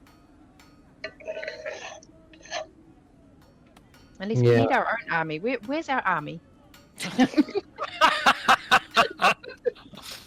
have we got no army? Mummy's gone on her way. Just give her a few days. Send a carrier pigeon? I think we're quite a long way from the north. I really don't know. The only thing I could think of is coming from above to that building. It seems to be the whole thing to Let's do. do that. Yeah. I reckon that. Let's go for that building at the top. They're gonna have some sort of magical defense. Yeah. Of course. I Well, would they've have got thought subterfuge is going to be better than sneaking. well, yeah, but until we come across a manageable group of people that we can actually, Yeah. and there's no dogs, and there's there's a lot of ifs and buts at the moment.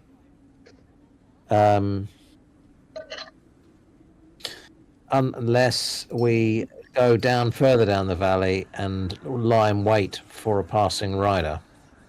Mhm. Chances of there being one is slim. There would have to be 100% that we could get all of them, though, because if one gets away, we're stuffed. Yep. So the other valley that we've just crossed is narrower. Yep. So We could that's- lie in ambush on each side of it and try and sleep a single rider that comes through.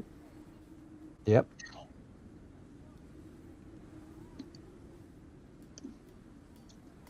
Yeah, assuming there's just one, yeah. How narrow is narrow, Chris?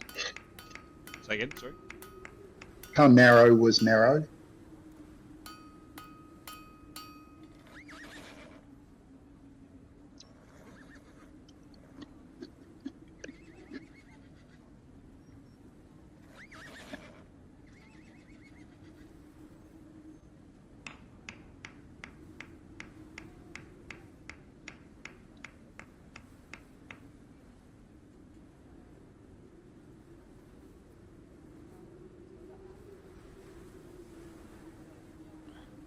Uh, 314 feet.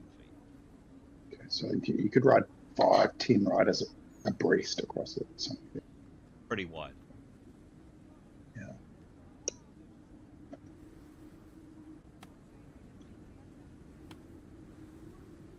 We've got to get someone. I can't see how else we can do this.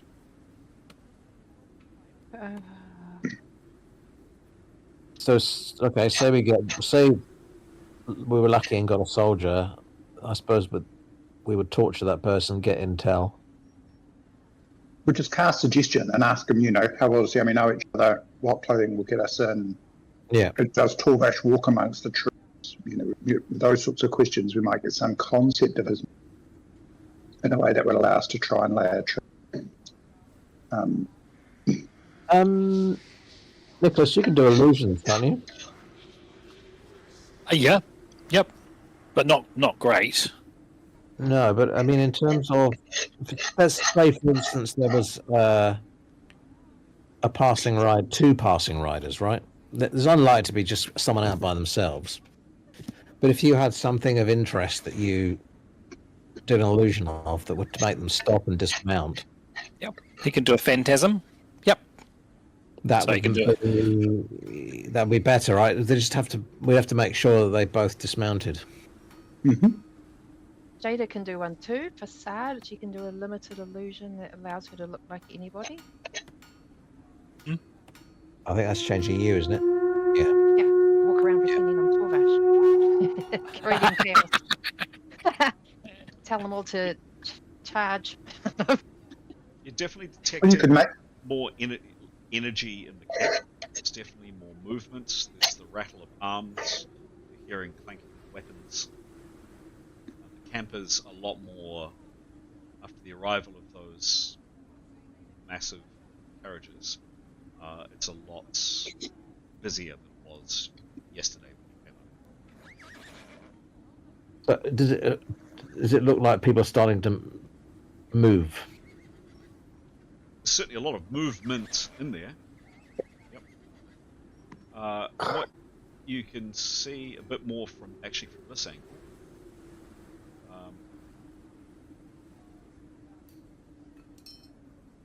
Spyglass,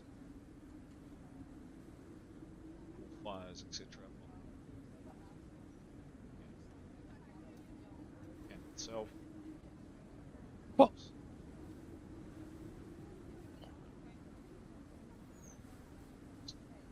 Light up the make-outs, Yep. and a lot of movement and hullabaloo and people, a lot of shouting. Here, as you can see, it's quite a neat feature, isn't it? With the telescope. Yeah. Can we check to further up? There's an orange glow just above the light on the cliff. Oh, give me a perception roll. Sorry, I'm speaking for Tanya. Sure, yeah. Sorry. Yeah. I suppose Nicholas had a go on the spyglass. I suppose we're all everybody's having turns with it, although the elves, of course, have much better vision. Nicholas rolled a 20. Oh, sorry, Tanya was going as well. Yeah. Yeah, 83, Tanya. Cool.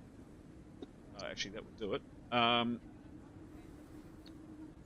Oops. Ooh. I'll show you. Yeah, so there's definitely, you can make out some fires on top as well. See the glow there. Further up, yeah. Sorry, that's going off the screen. Ah, damn it. Yeah, it is. You can see the yellow light, but I thought there was orange light as well. Yeah, actually, there is. Yeah, of course. You just can't quite see it. It's on the screen. Yeah, what I'm going to do is I'm going to take a screenshot. Yeah. And I'll share the screenshot. Of course, because of course the map is limited from what you guys can see. Here we go. Coming into main game chat. Boom.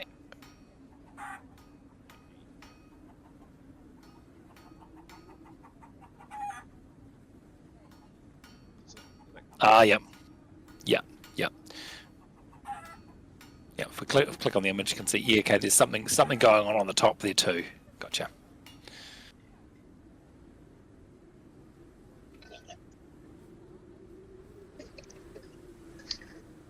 What do you do? One other thing that Nicholas has noticed from this angle, and he'd asked Tanya to look more closely, is there a split in this army? Looks like there's two sides, is that right? Yeah. In fact... No, it's not going to do it. Yeah, a split's... Not exactly, but there is a space in between, and the wagon stopped in between, and you saw Papillus lead these 9 people through the gap. Yeah. So perhaps just the way in rather than actually a political division. Yeah. Okay.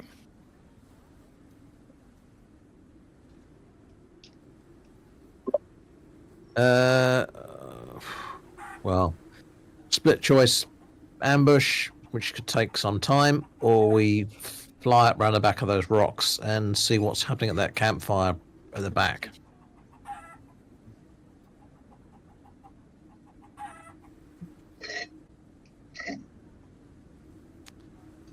Can we get a read on the number of riders we've seen? So, judging the frequency, when we were crossing the valley, no, right.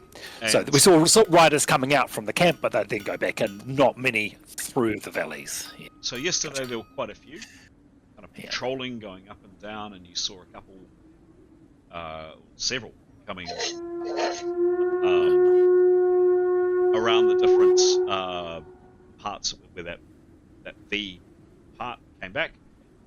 You've seen a handful today, and they've been mostly riding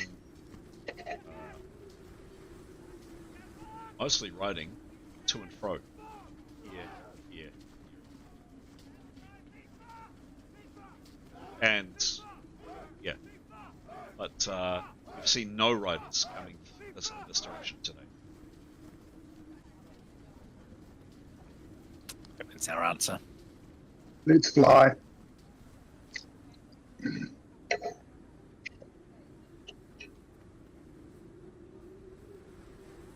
Yeah, I think so. I think it's the only thing to do. Unless events are going to just play out. Yeah. I don't know. Do you feel like a long narration, Chris? Say again, sorry? Are you in the mood for a long narration? As we just watch. No, this is your game. You guys do what you want to do. Yeah, well, I think that's probably the thing to do, right? Is to probably fly us up the other side of that outcrop. at night and see if there's a small group of people we can take out without anyone else noticing. Yep, plan. And we need to cross back over because we'll only be able to. Yep. 1,500-ish feet per person. Yeah. Okay, we'll do that then, Chris. Okay, so backtrack. Surely the ones that up the top where we're going will know more than the ones down on the bottom about that building up there, since they're guarding it.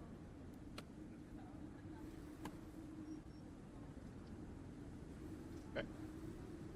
You head back over here, and you make your way back to you started.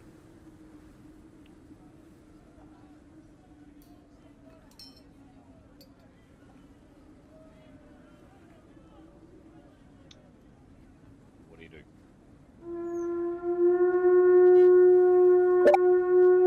So you see that kind of the outcrop there where the building is? Yep. Is there any way we can walk into the mountains more? You don't know. You did see, no, you kind of do know, actually. Yeah. You did look across the valley, and you saw kind of that. Not kind of that. You Yeah, saw exactly that. Interested in that gap. So yes, you could walk your way up there. Yeah. So I think if it works for you guys, probably Tanya should go well ahead, just in case she bumps into anything. Mm-hmm. So that, you know, because they might be watching from the top of the hill. Or should she fly up there and check that out straight away? Go on a recce and come back. I reckon that's safer. Ricky. Yeah. Then, if someone could cast fly on her, then she would sort of survey the route that the party could take, either by flying or then walking and flying, whatever she looked, and then she'll go up. She'll go up to the top, and just see if there's a way that they can get up the top without being seen by anything or anyone that might be on the top, if that makes sense. Yep. Now Nicholas has got 2 levels of the spell, so he can do fly where it's 75 foot per round, which gives her 4,000 feet to fly over 9 minutes. Or he could do that double. I have a feeling that the 7th level spell, where it's 150 foot, would be better. It's probably worth just being mindful. We've only got so many of these PowerPoints right now. Sleep again. Yeah. Yeah. Yeah. So what? What sort of distance am I talking, Chris? Yep. Just a second.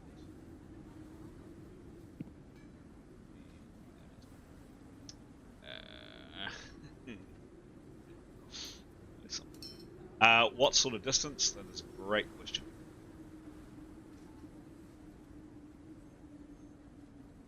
So we're well, characters are here. Where are you planning on moving to approximately? Well, ultimately, the top of the ridge behind where those fires were seen. Up here.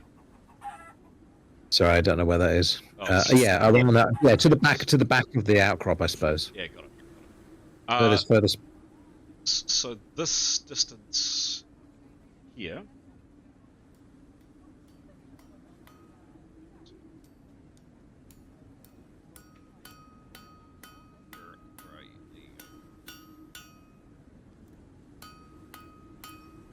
Feeling too much is in a straight line.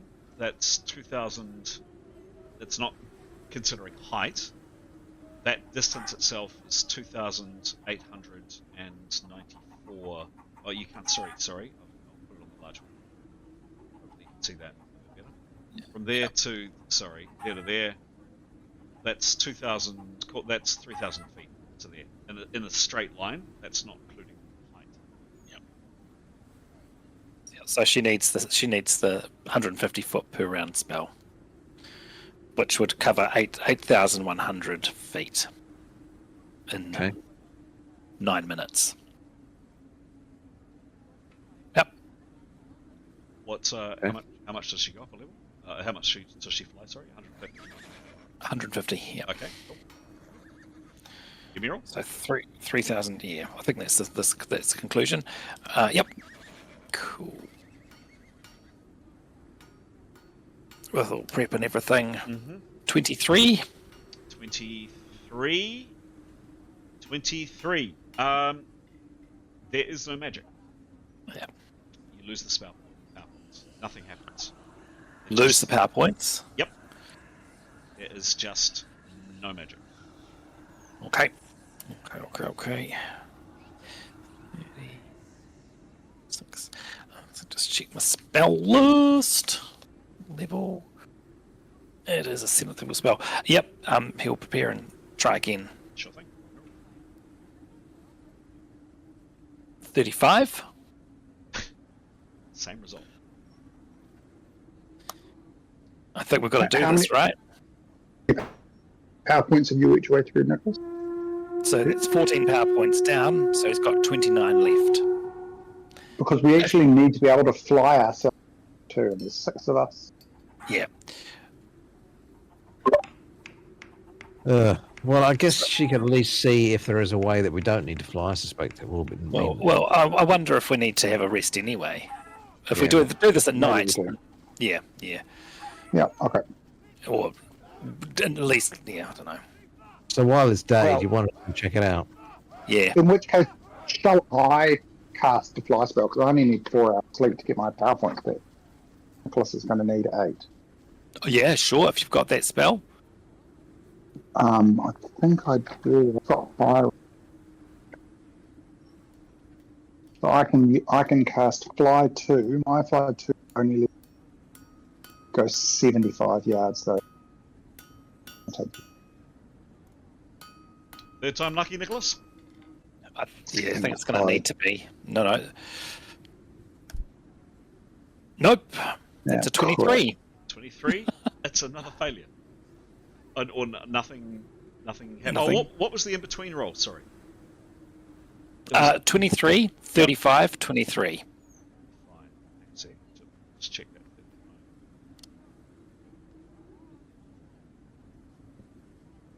Oh, I'm sorry. The power points are lost.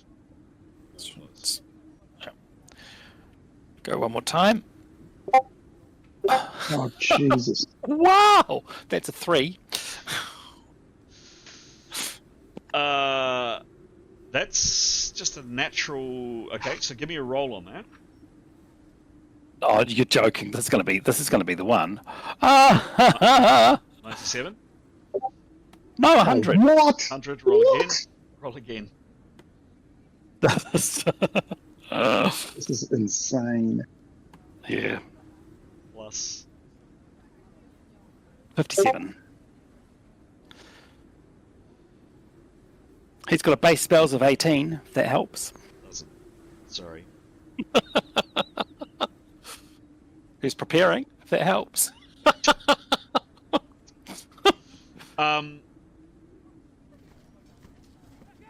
Oh my god, that hurt. Nicholas, you take 8 hit points Oof. and you collapse on the ground. Oh, should we just go back to the cave to try Like again? unconscious. Not unconscious, just lying with your eyes open, kind of gulping like a fish.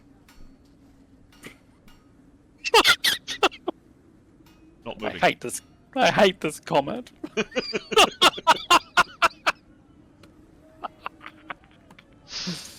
Oh, What do you do? typical. Go home. Leave the world to it. Can we find a kinder GM? Is that an option? Alternate reality. I didn't roll the dice. I set the scene. I painted the picture. I set the stage, but I'm not the actor, and I didn't roll the dice, so I don't exist. What? Nothing to do I'm a with me. strong believer in the world's theory. That was a poor one. What happens now? Fairly So standard. is Nicholas unconscious? No, he's just lying. He is lying on the ground. Stunned. Incredibly God. painful. And he just kind of makes little kind of map, map, map, map, map, map noises. Goodness. Got Beaker, where's the shoe? I assume he lost power points for that spell too. Yep. So how many has he got Oh, left? hang on. No, it says internalize the spell, so the spell was cast. So yes, he did lose power points on that one as well. The 15 power points left. Well, you need 10 of them so you can cast your die. You need it. We need to backtrack, don't we? We need to go back to our little cave and restart again. But there's not one last go, and well, I mean, I don't know how long you're out for, but Let's get out of at least hidden a bit before, and give him a bit of time. Okay. Yeah. So the reality is, Yotto and Askell can only cast you at 70-foot around. We can't cast them far. So you find some shelter. You tuck in behind. Again, utterly no riders. How long do you plan to wait? So can I just make a suggestion here? So another possibility is that Yotto casts the spell on himself. He flies halfway and then he can cast it on him again to get back and fails times, which would be deeply troubling. But so if we think it's important to do this now, that would be the other option. I think Yotto the Askell advantage go is now.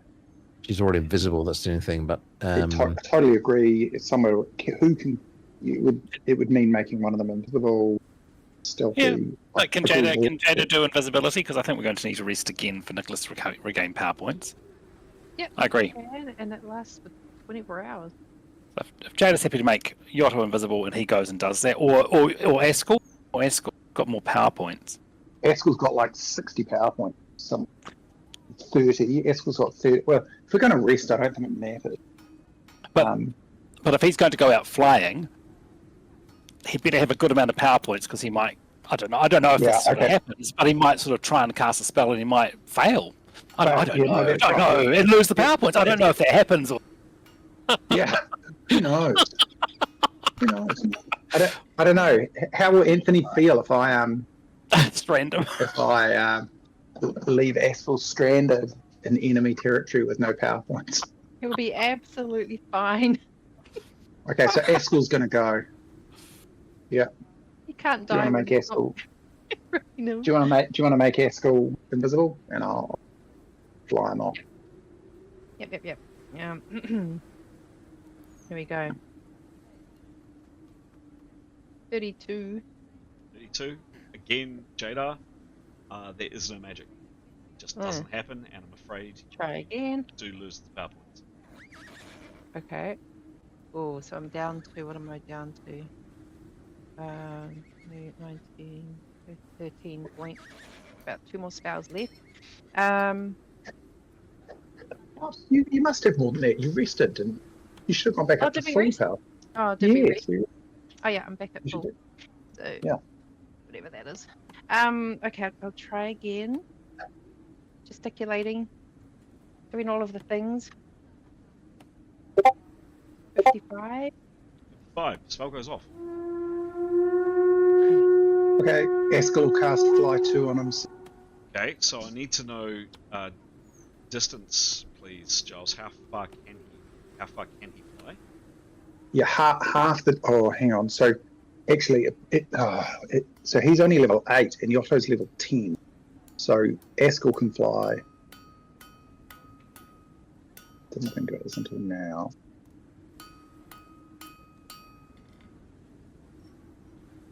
3,600 yards. 3,600 feet. Yeah. Correct. 3,600 feet. That's correct. Yep. Okay, so to get you to your desired destination, just thinking about this, you'll probably have to cast that. I'm going to say twice on the way there, and twice on Or the how way. far? Okay, so how close can he? How far does he have to walk? You cut out, Giles. Sorry, how far up the valley does he have to walk when he cast it once? It's not the case. It's not a case of so much up the valley. It's the height.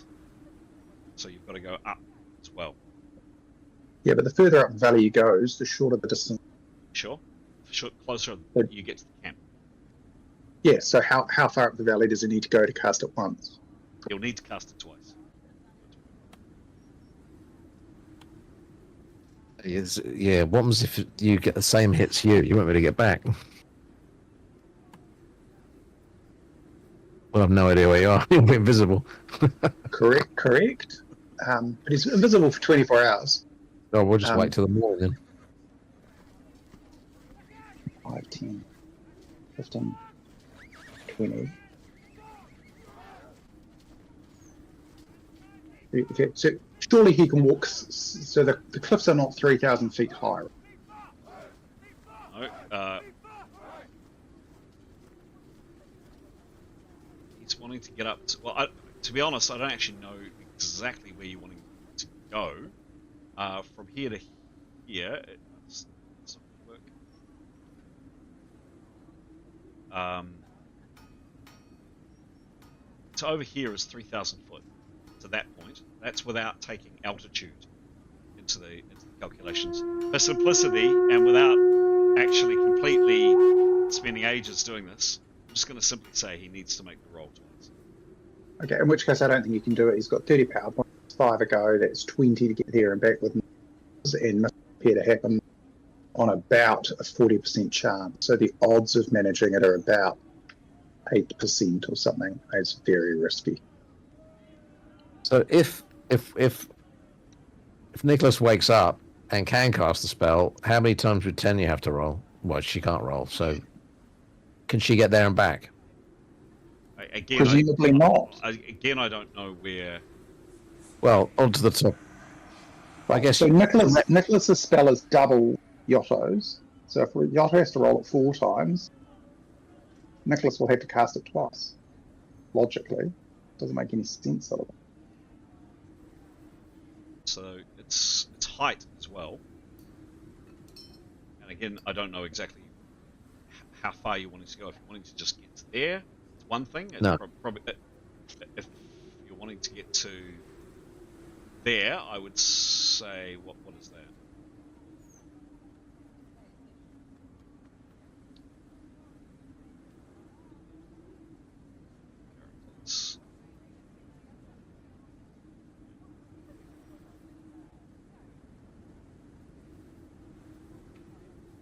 That's 3,800 foot in a straight line to a point where you're kind of at the top of the cliff. Okay, so can you move your cursor along that point? Just bring it back towards our party in a straight line. Keep going, stop. Go back, go back, go back, go stop. So we can walk to around here, presumably. And sure, there's the risk of patrols right around, of which we have seen none. But that's going to bring us considerably close to this. That's above this. And I've heard that you don't want to labour to get that. But surely the people who are invisible can relatively safely, the invisible people walk down and then go up from there? Sure. Yep, cool. Let's do that. Yep, cool. Let's go. Are we happy with that, guys? Okay, yep. So let's do that. And a sensible thing would be for Askell to do it because then he can cast fly and get back. So he'll walk his way up to here, creepy, slowly, perceive. Yep. Then he'll cast fly, and he'll fly as far as he can with one fly 2 spell. Yep. Cool. Okay. So you need to cast once to get up and once to get back. Yep. Cool. Great. Okay. I am going to take you out of. I'm going to ask the others to jump. You take me out regularly, Chris. I'm going to ask the others to jump out, please. Several quick chat with him before and saying what we're interested in is what people you can see and fires and possible entrances or possible ways for us to get up to the top.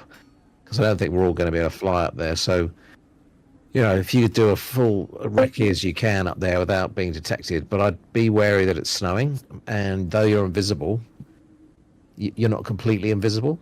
So you should sort of Yeah, take no, some it's no precautions. blend on Don't go if you can avoid being silhouetted against the sky. That might be a good idea. Cool. And I think Esker would ask the others if they've got any other advice also. Team. Don't let anything bump you. Okay. Good advice. Don't go bump in the night. Don't go. I've seen monsters in. This is from Nicholas. Boop, boop, boop. Yep.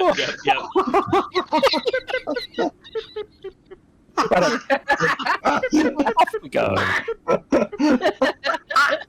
Well, Sorry, I'm laughing with, not at. All right, we'll go. We'll be in chat room 1 then. Okay. Any other preparations? Anything else you take with you, Askell? Okay, so I think Esker will take off his armor. Okay. So there's no transcend armor required. Yep. You can borrow the eyeglass. Borrow the eyeglass. Borrow what? Sorry. Eyeglass. Oh yes, he'll take the eyeglass. Very sensible idea. Has he got? Obviously, he's got his weapon and everything, which will be.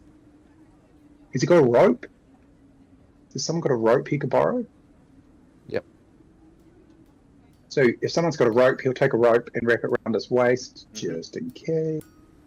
So he's got some food, he's got some water, he's got his weapon, he's got a rope, he's got no armor. Anything else I should be thinking of doing? Just don't get too close. Don't be detected. Yeah. Okay. All right. Cool. If the others can please Thanks, jump Graham. into to chat room 1, and Yeah, they've all gone. they've all gone. Cool. Great. Alrighty. Actually, damn. Just before I was going to say, in terms of the fly spell, Giles. Yep. I'm just simply doing this to just keep things moving. We might have to come back to actually how long it would take people to actually fly up here. I just want to move things along a bit. So, as a heads up, we may come back to this. We may come back to actually how far we can move. So, he moves down. He's invisible. Where is our friend Askell? Yep. I'm not going to move him too much, but let's. Where is he? There he goes. Cool. Copy. There is. And he comes down and gets to what about here maybe? Yep, something like that. And he'll be looking to get as close as he can while he's feeling reasonably safe. So, as soon as they're around, he'll stop. Yep. You certainly said that there were no people who come to the valley. So in fact, be safe-ish and find this big sort of single outlying rock. But he probably wouldn't be going much further than that. And he'd be able to eyeball this and see it would look a couple of 1,000 yards. I mean, well, with his fly spell range.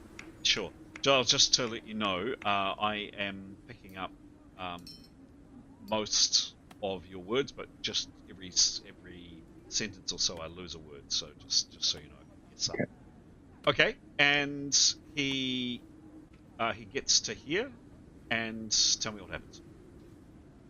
So he will make sure he's got the distance. He'll perceive to make sure there's no one around. Get look at himself to make sure he's not covered in snow, so he's genuinely invisible. Yep. What's his perception? Sorry, it's not something I was very. That's all good. His perception is 37. 37. Cool. Lovely. And give me a roll. 2. 2. It is Presume masked. it's masked. Oh, absolutely. Yep. It's masked. Finally. Yes. Cool. He is aware of patrols. A few people, riders, kind of patrolling the area. He can see a few people out here, but nothing immediate, nothing close to where he is here. What happens? So he's going to go up behind he's going to move up behind the rock, and he's going to cast Flock. Cool. So Directly ahead of him, that's... No. Single... No, he's going to go closer to his target, so further away. Okay. So you said behind the rock. I assumed you meant this one. Which My apologies. The freestanding rock, This so the one. one's just ahead. This one. Correct. Yeah, one of those two. You're probably the one closer to the two that he'll be able to stick. Yep, nice, thank you. Cool. Yep. And he'll cast fly. Cool. You know, all of the things he needs to do to maximize the odds. Yep. Yep. Give me a quite important dice roll. Yeah. No shouting, obviously. Are you sure? 39. 39. Unfortunately, right now, Askel, there is no magic, and you lose the spell points. Let's rinse and repeat. Okay.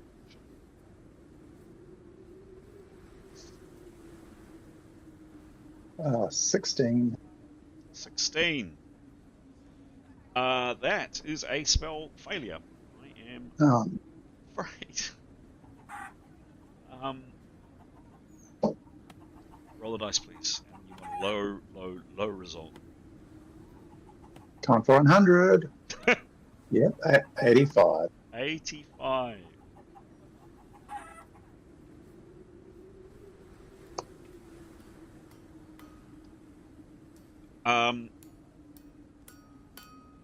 Spell strays, so the spell does unfortunately go off. So you lose the spell points. Travels to points unknown. Proves useless. Stunned 3 rounds. Ow, that really hurt. Still up. Okay.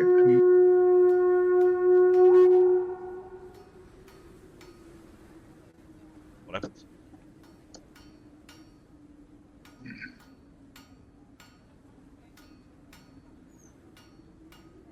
Okay, I'm gonna have one more crack at casting it after my 3 rounds, so I'm stunned. Yep, sure.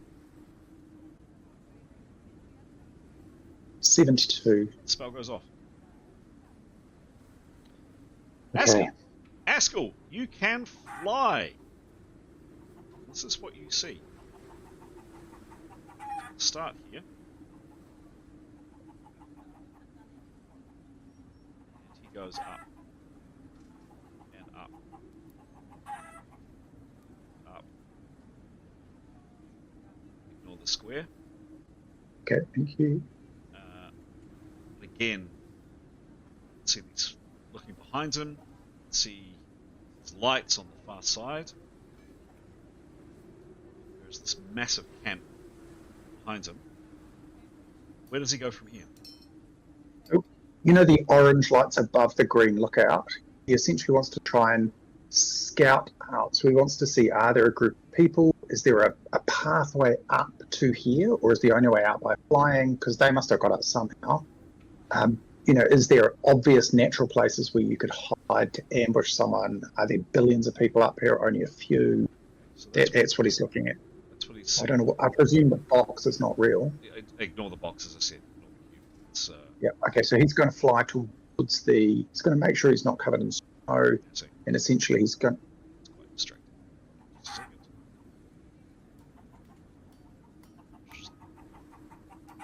Nice. Thank you. So he's going to head towards the yellow building, and essentially he wants to be. The presumption is if there are people up here, they'll be looking down over the valley. So essentially, he wants to be. So does he go high, or does he go low, or does he go wide, or if he goes up, he'll be able to get a good view of what's going on. But you tell me where he goes. Okay, so what he will do is sort of the presumption being there might be some sort of magical defense. He will kind of go up to have a closer look, being careful to try not to have snow settle on. Okay, and then what he's going to do is head to what right left, so away from the tower and toward. I lost the last word, Joel. So he'll head towards the yellow tower, but behind it. So you see the group. Yep. So about the. So is he going that way, or is he going that way? He's going that way. That way. Okay. Correct. So I'm not going to give you much more because probably too much. But this is what he sees from on high. And he is going to be running out of PowerPoints, or running out of time. He's going to look through Sorry. Give me a perception. Yep. So this is through the periscopy things. He wants Telescope. to know. We would call it a telescope. That's like, I guess it's not in a submarine. Yeah. So he wants to sort of 62. 62. See if he can see. 37.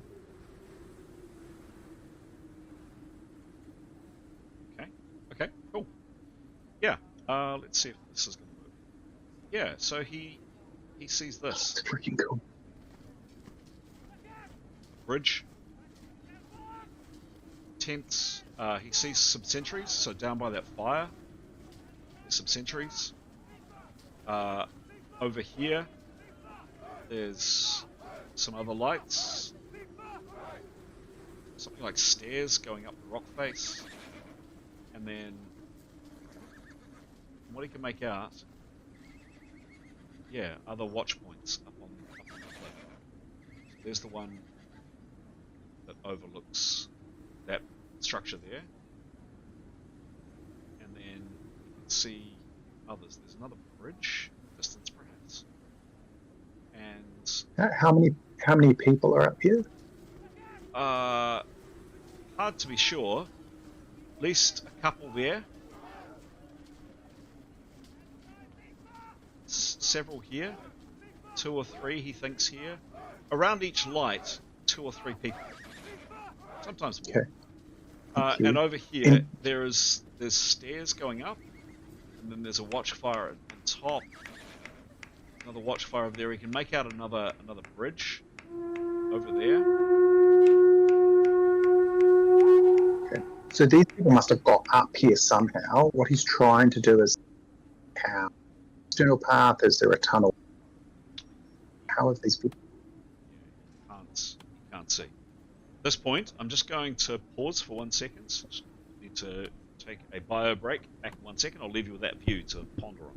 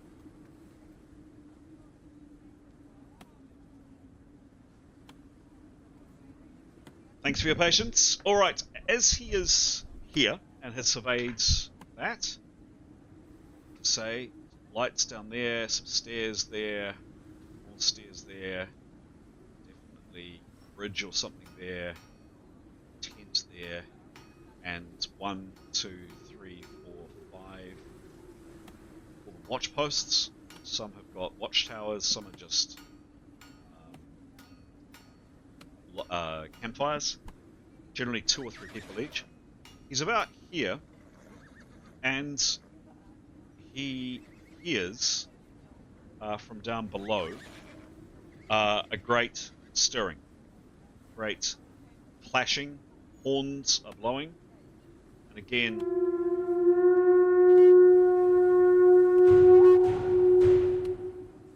and there is the sound of many feet.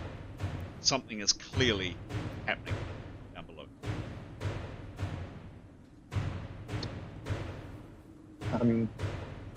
Okay.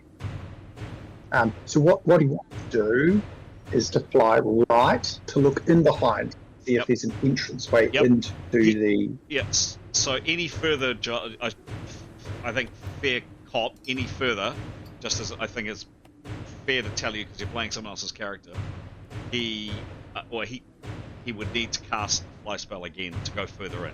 He's gone as far as he can. Okay. He can cast to fly back, but that would definitely be the limit.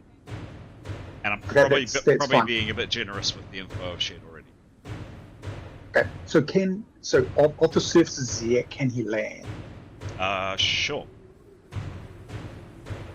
Yep. So obviously, if it's like a 70-degree slope, he's land. But No. Okay. So he's not going to be able to land and get a view. Okay, so he'll land. Oh, hang on. He'll No, perceive. sorry. I did that a bit prematurely. He could probably get to here or here. Yeah, you're talking. Yep. So you want to land up high. Yep, that side. Yep. So land and look down. See if you can figure out what's going on down below. Okay, cool. All right, cool. Excellent. So he gets to about here. And this is what he sees. The camp is preparing for battle. But he sees no enemy. Not yet. Okay. But yeah, there's definitely soldiers forming up. There's shouting. There's clashing of weapons. And then across the way, a distant horn blows. And there's shouting. Just like that. And yes, he sees people moving back very promptly back in this direction, away from these fires, rapidly, on horses. And very, very quickly, and they spread out, and dogs, etc., and men go around this way and this way. And out of nowhere, out of the ground, out of the actual ground, in front of Askell's absolutely bemused eyes, and his spell, by the way, will have well and truly have worn off, is an army. And they start forming up and lining themselves up here. Oh, sorry, Chris, remind me, is Askell one of the chaps with scabies? Yes, yes. Is he had got and he Yes. gets visions? Okay, can he look through the seeing eyeglass? Mm-hmm. And Yep. the question is this like the vision? Yep. Is he seeing the vision battle? Yeah. So a bit of narration from me, and I'll talk you through it. But yes, it is definitely looking like Okay, it's helpful, thank you. it. Happens for a number of minutes, and then he sees a figure, a lone figure striding out from here, walking out from this rock face. A familiar figure, or a figure that he has at least been told about. This man. Yep. And he climbs.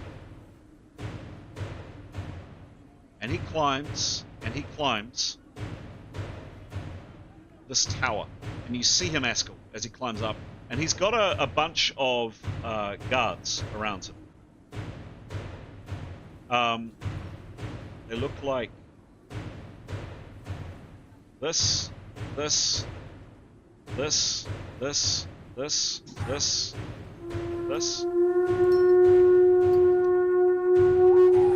And this man climbs to the top of the tower, and all of this time,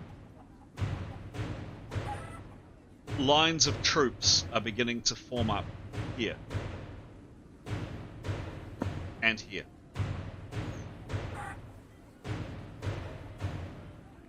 And this man climbs top of the tower.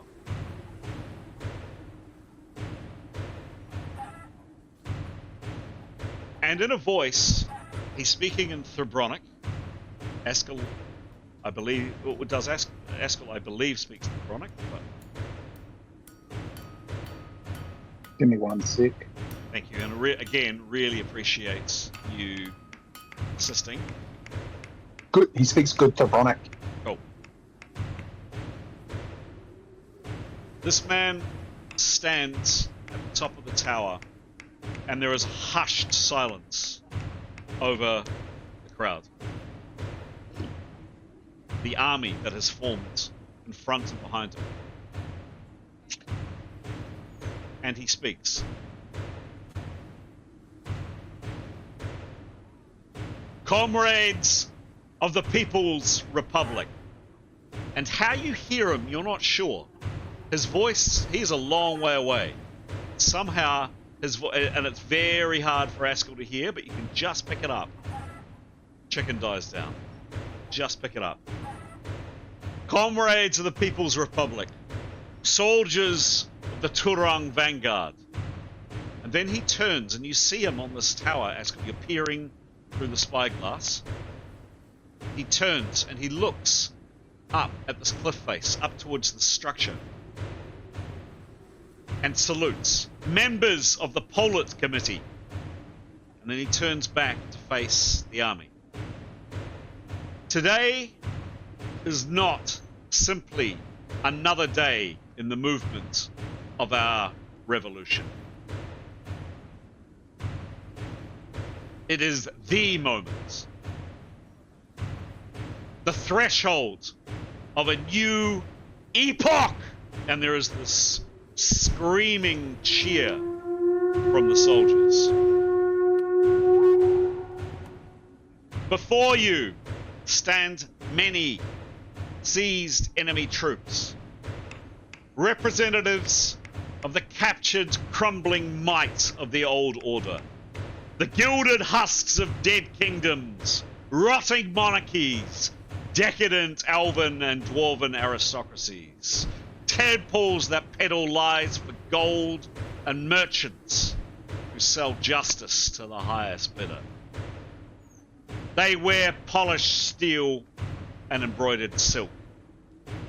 They march as slaves. Slaves to ancient bloodlines, broken gods, and vanished magic. But we are the future. For too long have we scraped at the edges of a world built to keep us on our knees. We have fought in shadows. We have bled on foreign soils. And we have whispered of a dream. A world without kings. A world without priests. Without chains. A world where no child is born beneath another's boot. That world begins today. For years, in secret, we have labored. I and my comrades have sifted through the ashes of the ancients. From the lost truth of Akana, those reckless giants who doomed themselves with pride, I have pulled not their madness, but their clarity, their precision, their will. And now, from the sacred knowledge, I unveil our answer. Our hammer. Not a relic, not a spell, but a weapon. Forged with purpose. A weapon of order, of justice, of revolution! With the cry of revolution, there's a scream from the assembled army. What you will witness today is not merely the destruction of an army. It is the collapse of a lie. The shattering of the false harmony upheld by wealth, race, and sorcery. Even those who cloak themselves in the language of the people while growing fat in their towers. And he glances a little bit behind him. This This is the rebirth of the world. Through this hammer, the People's Republic of Turong will sweep the parasites and the idolaters from the pages of history. With each thunderous strikes, the future writes its name in flame. A clean world, a free world, a world with no masters and no gods, but one strong enough to bear the fire until the forge is cold. And you, each of you, will be the hands that wield the hammer. Your names shall be remembered as the midwives of a new age. Now! And again he turns and looks up at the structure above him. Look up! Look up! I and the committee, the Pollock committee, will be watching. Watch for my signal from that place. That is your signal. Show them what justice looks like. Show them what becomes of kings and mages and elves.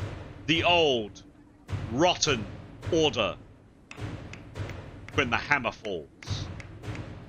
Let the world witness our dawn! And with that scream of dawn, the troops that are now massed, fully massed in front of him, go absolutely nuts. And by now, across the plain, yes indeed, there is a veritable army assembled. Papillus pauses after his speech. Oops.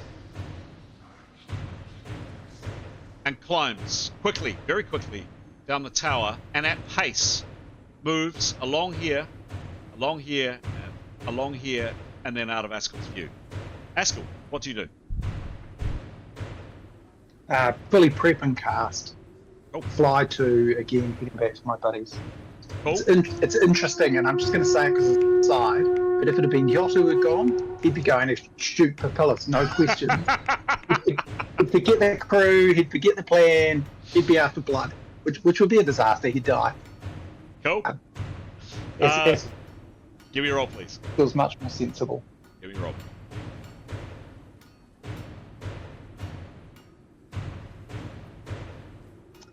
$15.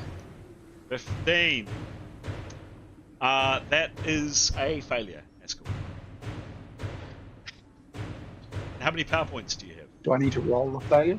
Yeah, I'm down to 10. Okay. I've got two more goes. Okay. Give me a roll, please. You want a really low roll.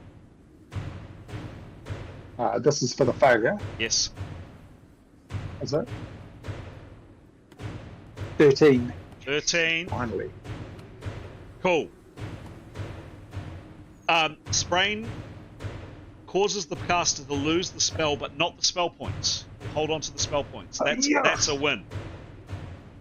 And that's a massive win. So actually, I've now got 15. I just presume go. Yes. Awesome. So fully prep, cast again. Give me a roll. Make it good. Shit. 19. Jesus. I know, this is like pulling teeth.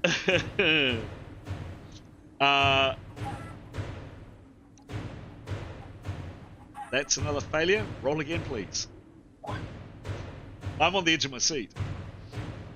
67. That's not good. 67. Could have been 100. Could have been 100.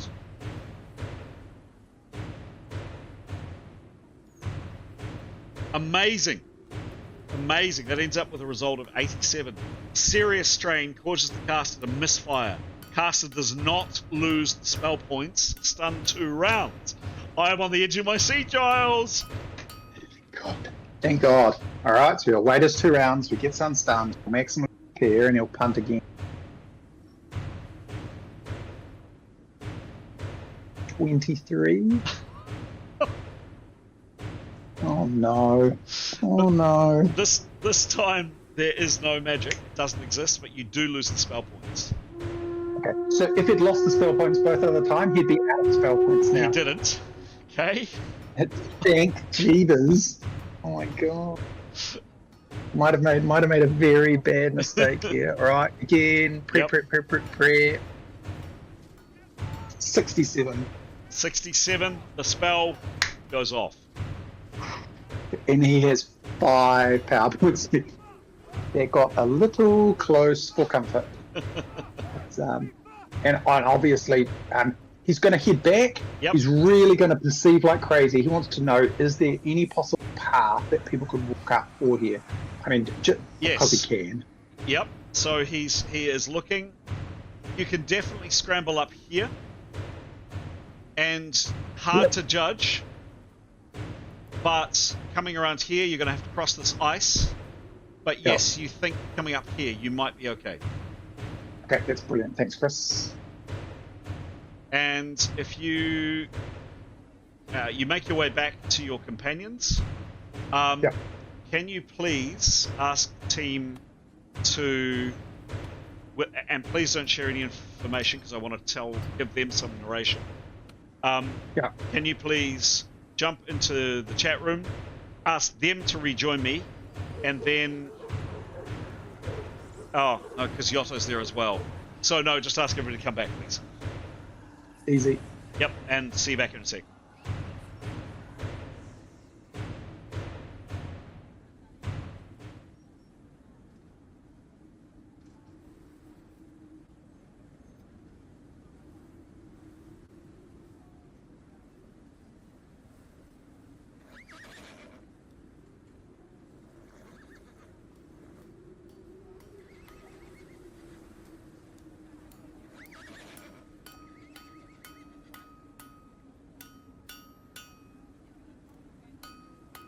I know what's happened to the sound. Oh, yeah.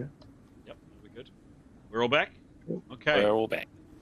Okay, so the team, including Yotto, wait with bated breath. Askell heads off by himself into the snow and into the cold. Very, very brave move. And yes, why not? Why not? You are all waiting, watching, and then there is a lot more movement on the camp. There's a lot of shouting, horns going, and the drums start up again. And you see from over here lots of confusion and lots of movement. Very, very, very rapid movement. A lot of people are coming your way-ish, at least coming around here, kind of the way that you traced this morning, earlier on. Some are going this way, but most are streaming away from these points of light over to the camp. Quite a few people on horses. Dogs barking and stuff from over here. Men coming over here in haste. And you notice, peering down at the camp, there is a lot of activity. People are organizing, and there's a lot of shouting, a lot of clanging of weapons. Lines are forming up. Battle lines are forming up, for sure. And then, across the way where you'd looked, you see, bit by bit, initially just small to begin with, but then more and more and more people appearing. It seems like they're coming out of the ground. Lots of people. An army of people. Or to be precise, perhaps even armies of people coming out of the very ground over here. Lots and lots of people. And there is great shouting here. More and more lines get formed up. Still no sign of Askell. Battle lines, spear lines, archers are being arranged. You've given your eyeglass to Askell, unfortunately, so you can't see a lot more, even with the good eyes of the elves. But you can make out at least spears, archers, crossbow lines forming up. And you just make out a large group of black-clad men, and perhaps for the very keen-eyed amongst you, a tiny dot of a figure climbs to the top of this structure over here. You can't really make it out, but someone is up there, and they start to shout. And whatever they're saying absolutely electrifies the troops, absolutely stirs them up. Now, it's a long way away. For dramatic purposes, let's just see. Can all five of the remaining characters make a dice roll, please? An open-ended perception roll to see if, just pure by dumb luck, you just happen to catch what is said. So all I'm interested in is 95, 96, 97, 98, 99, 100. Tell me if it happens for either Jada, Nicholas, Severin, Tanya, or Yota. I just double check. Nicholas sort of has recovered himself. Sorry. How long did you wait before Askell headed away? Over to Askell. Over to you, Charles. Look, wouldn't have been long. Sort of in the sort of 10 to 15 minutes sort of range. So Nicholas is still out of it. Okay. Others? No. Okay. No. No. Okay. This person is shouting at the tops of their voice, and whatever they're saying is absolutely electrifying the troops around them. There are great cheers, and several times perhaps the figure turns and looks back up in this direction, and then turns back.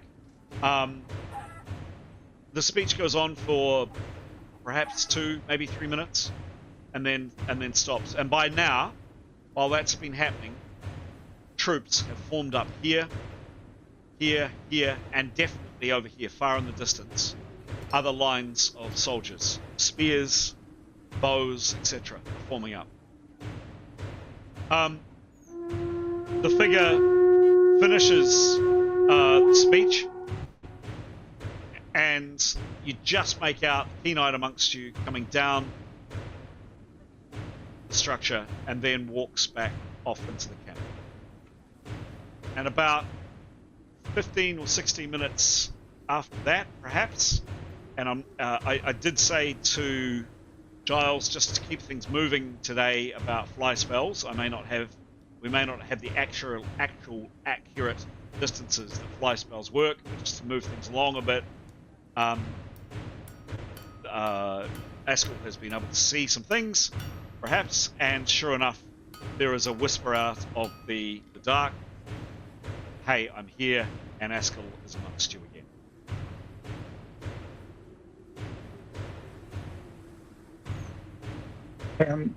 And so it's 10 o'clock. Yep.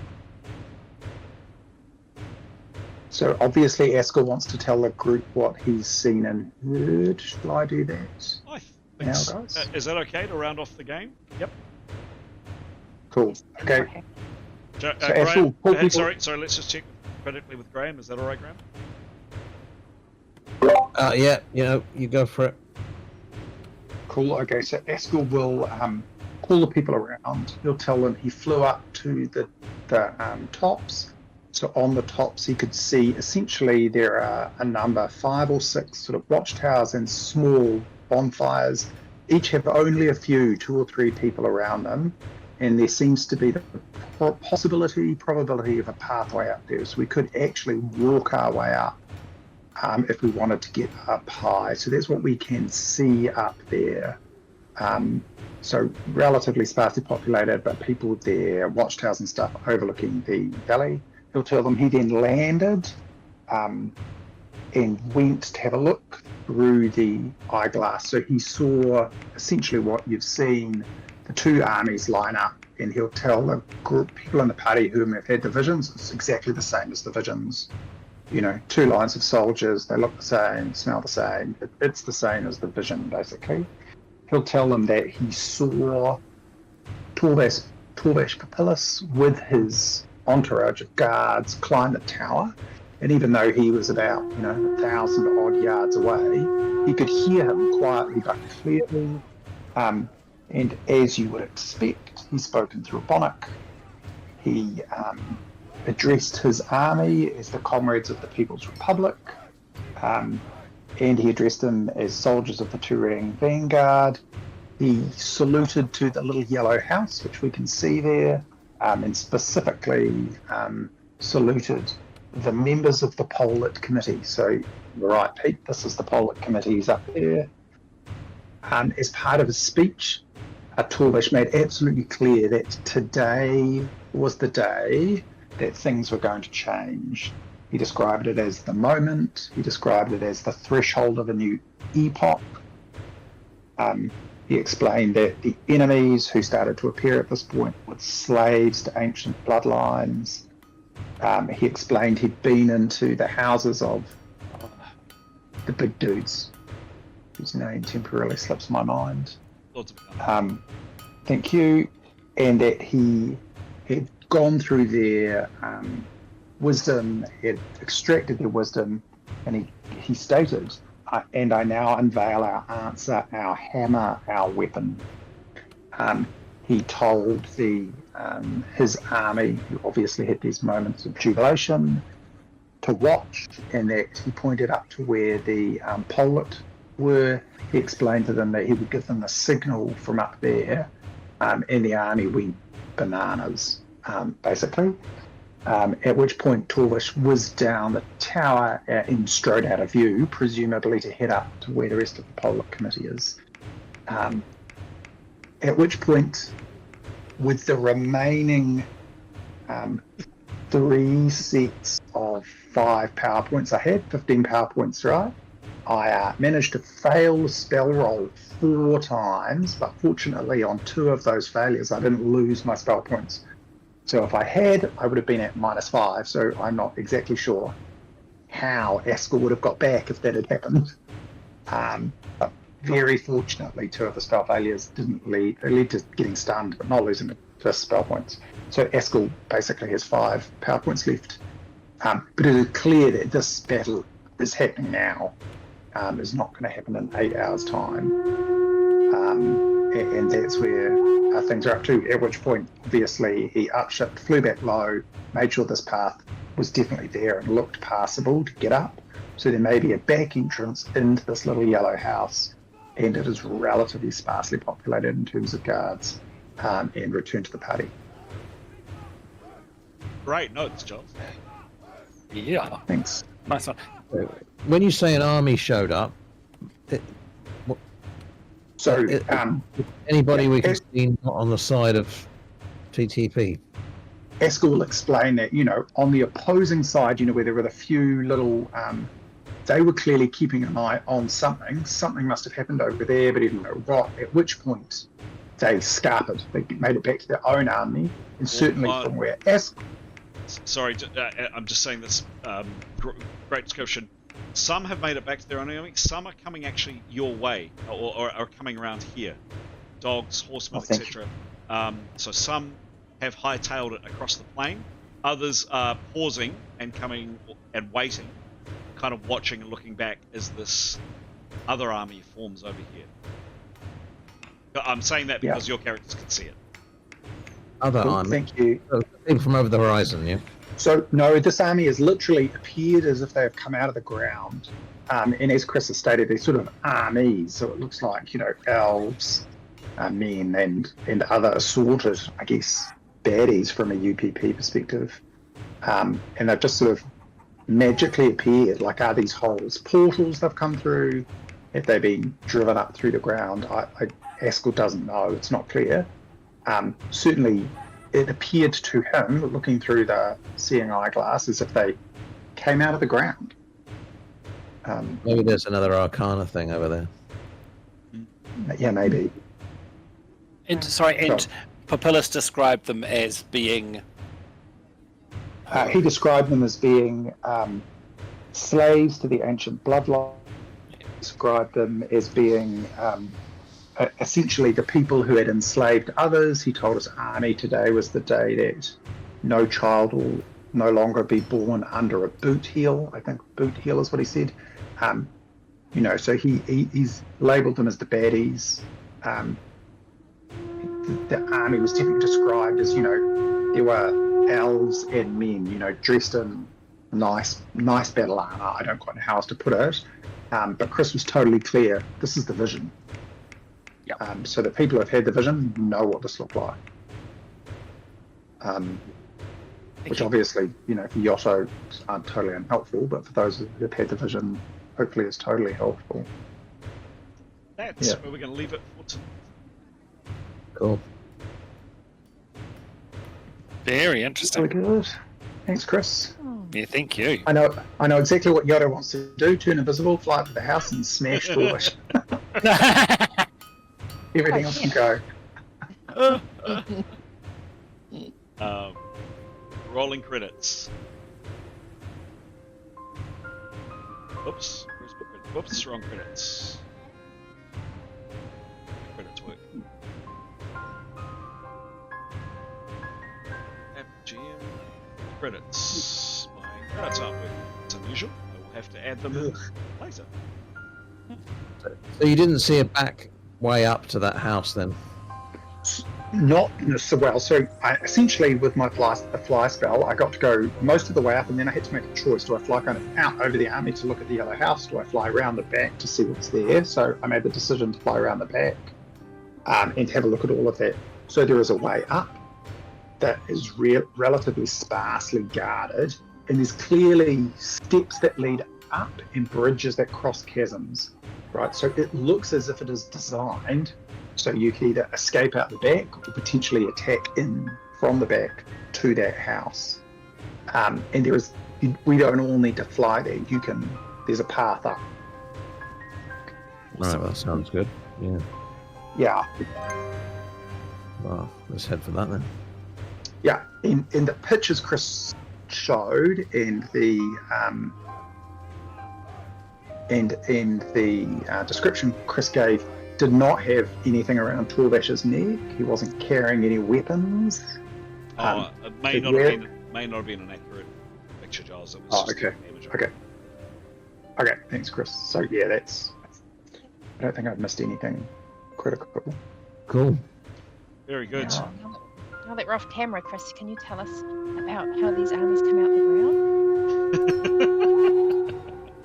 I'm hoping that's the end of my credits. That's really good that they didn't roll. It's an omen. I think that's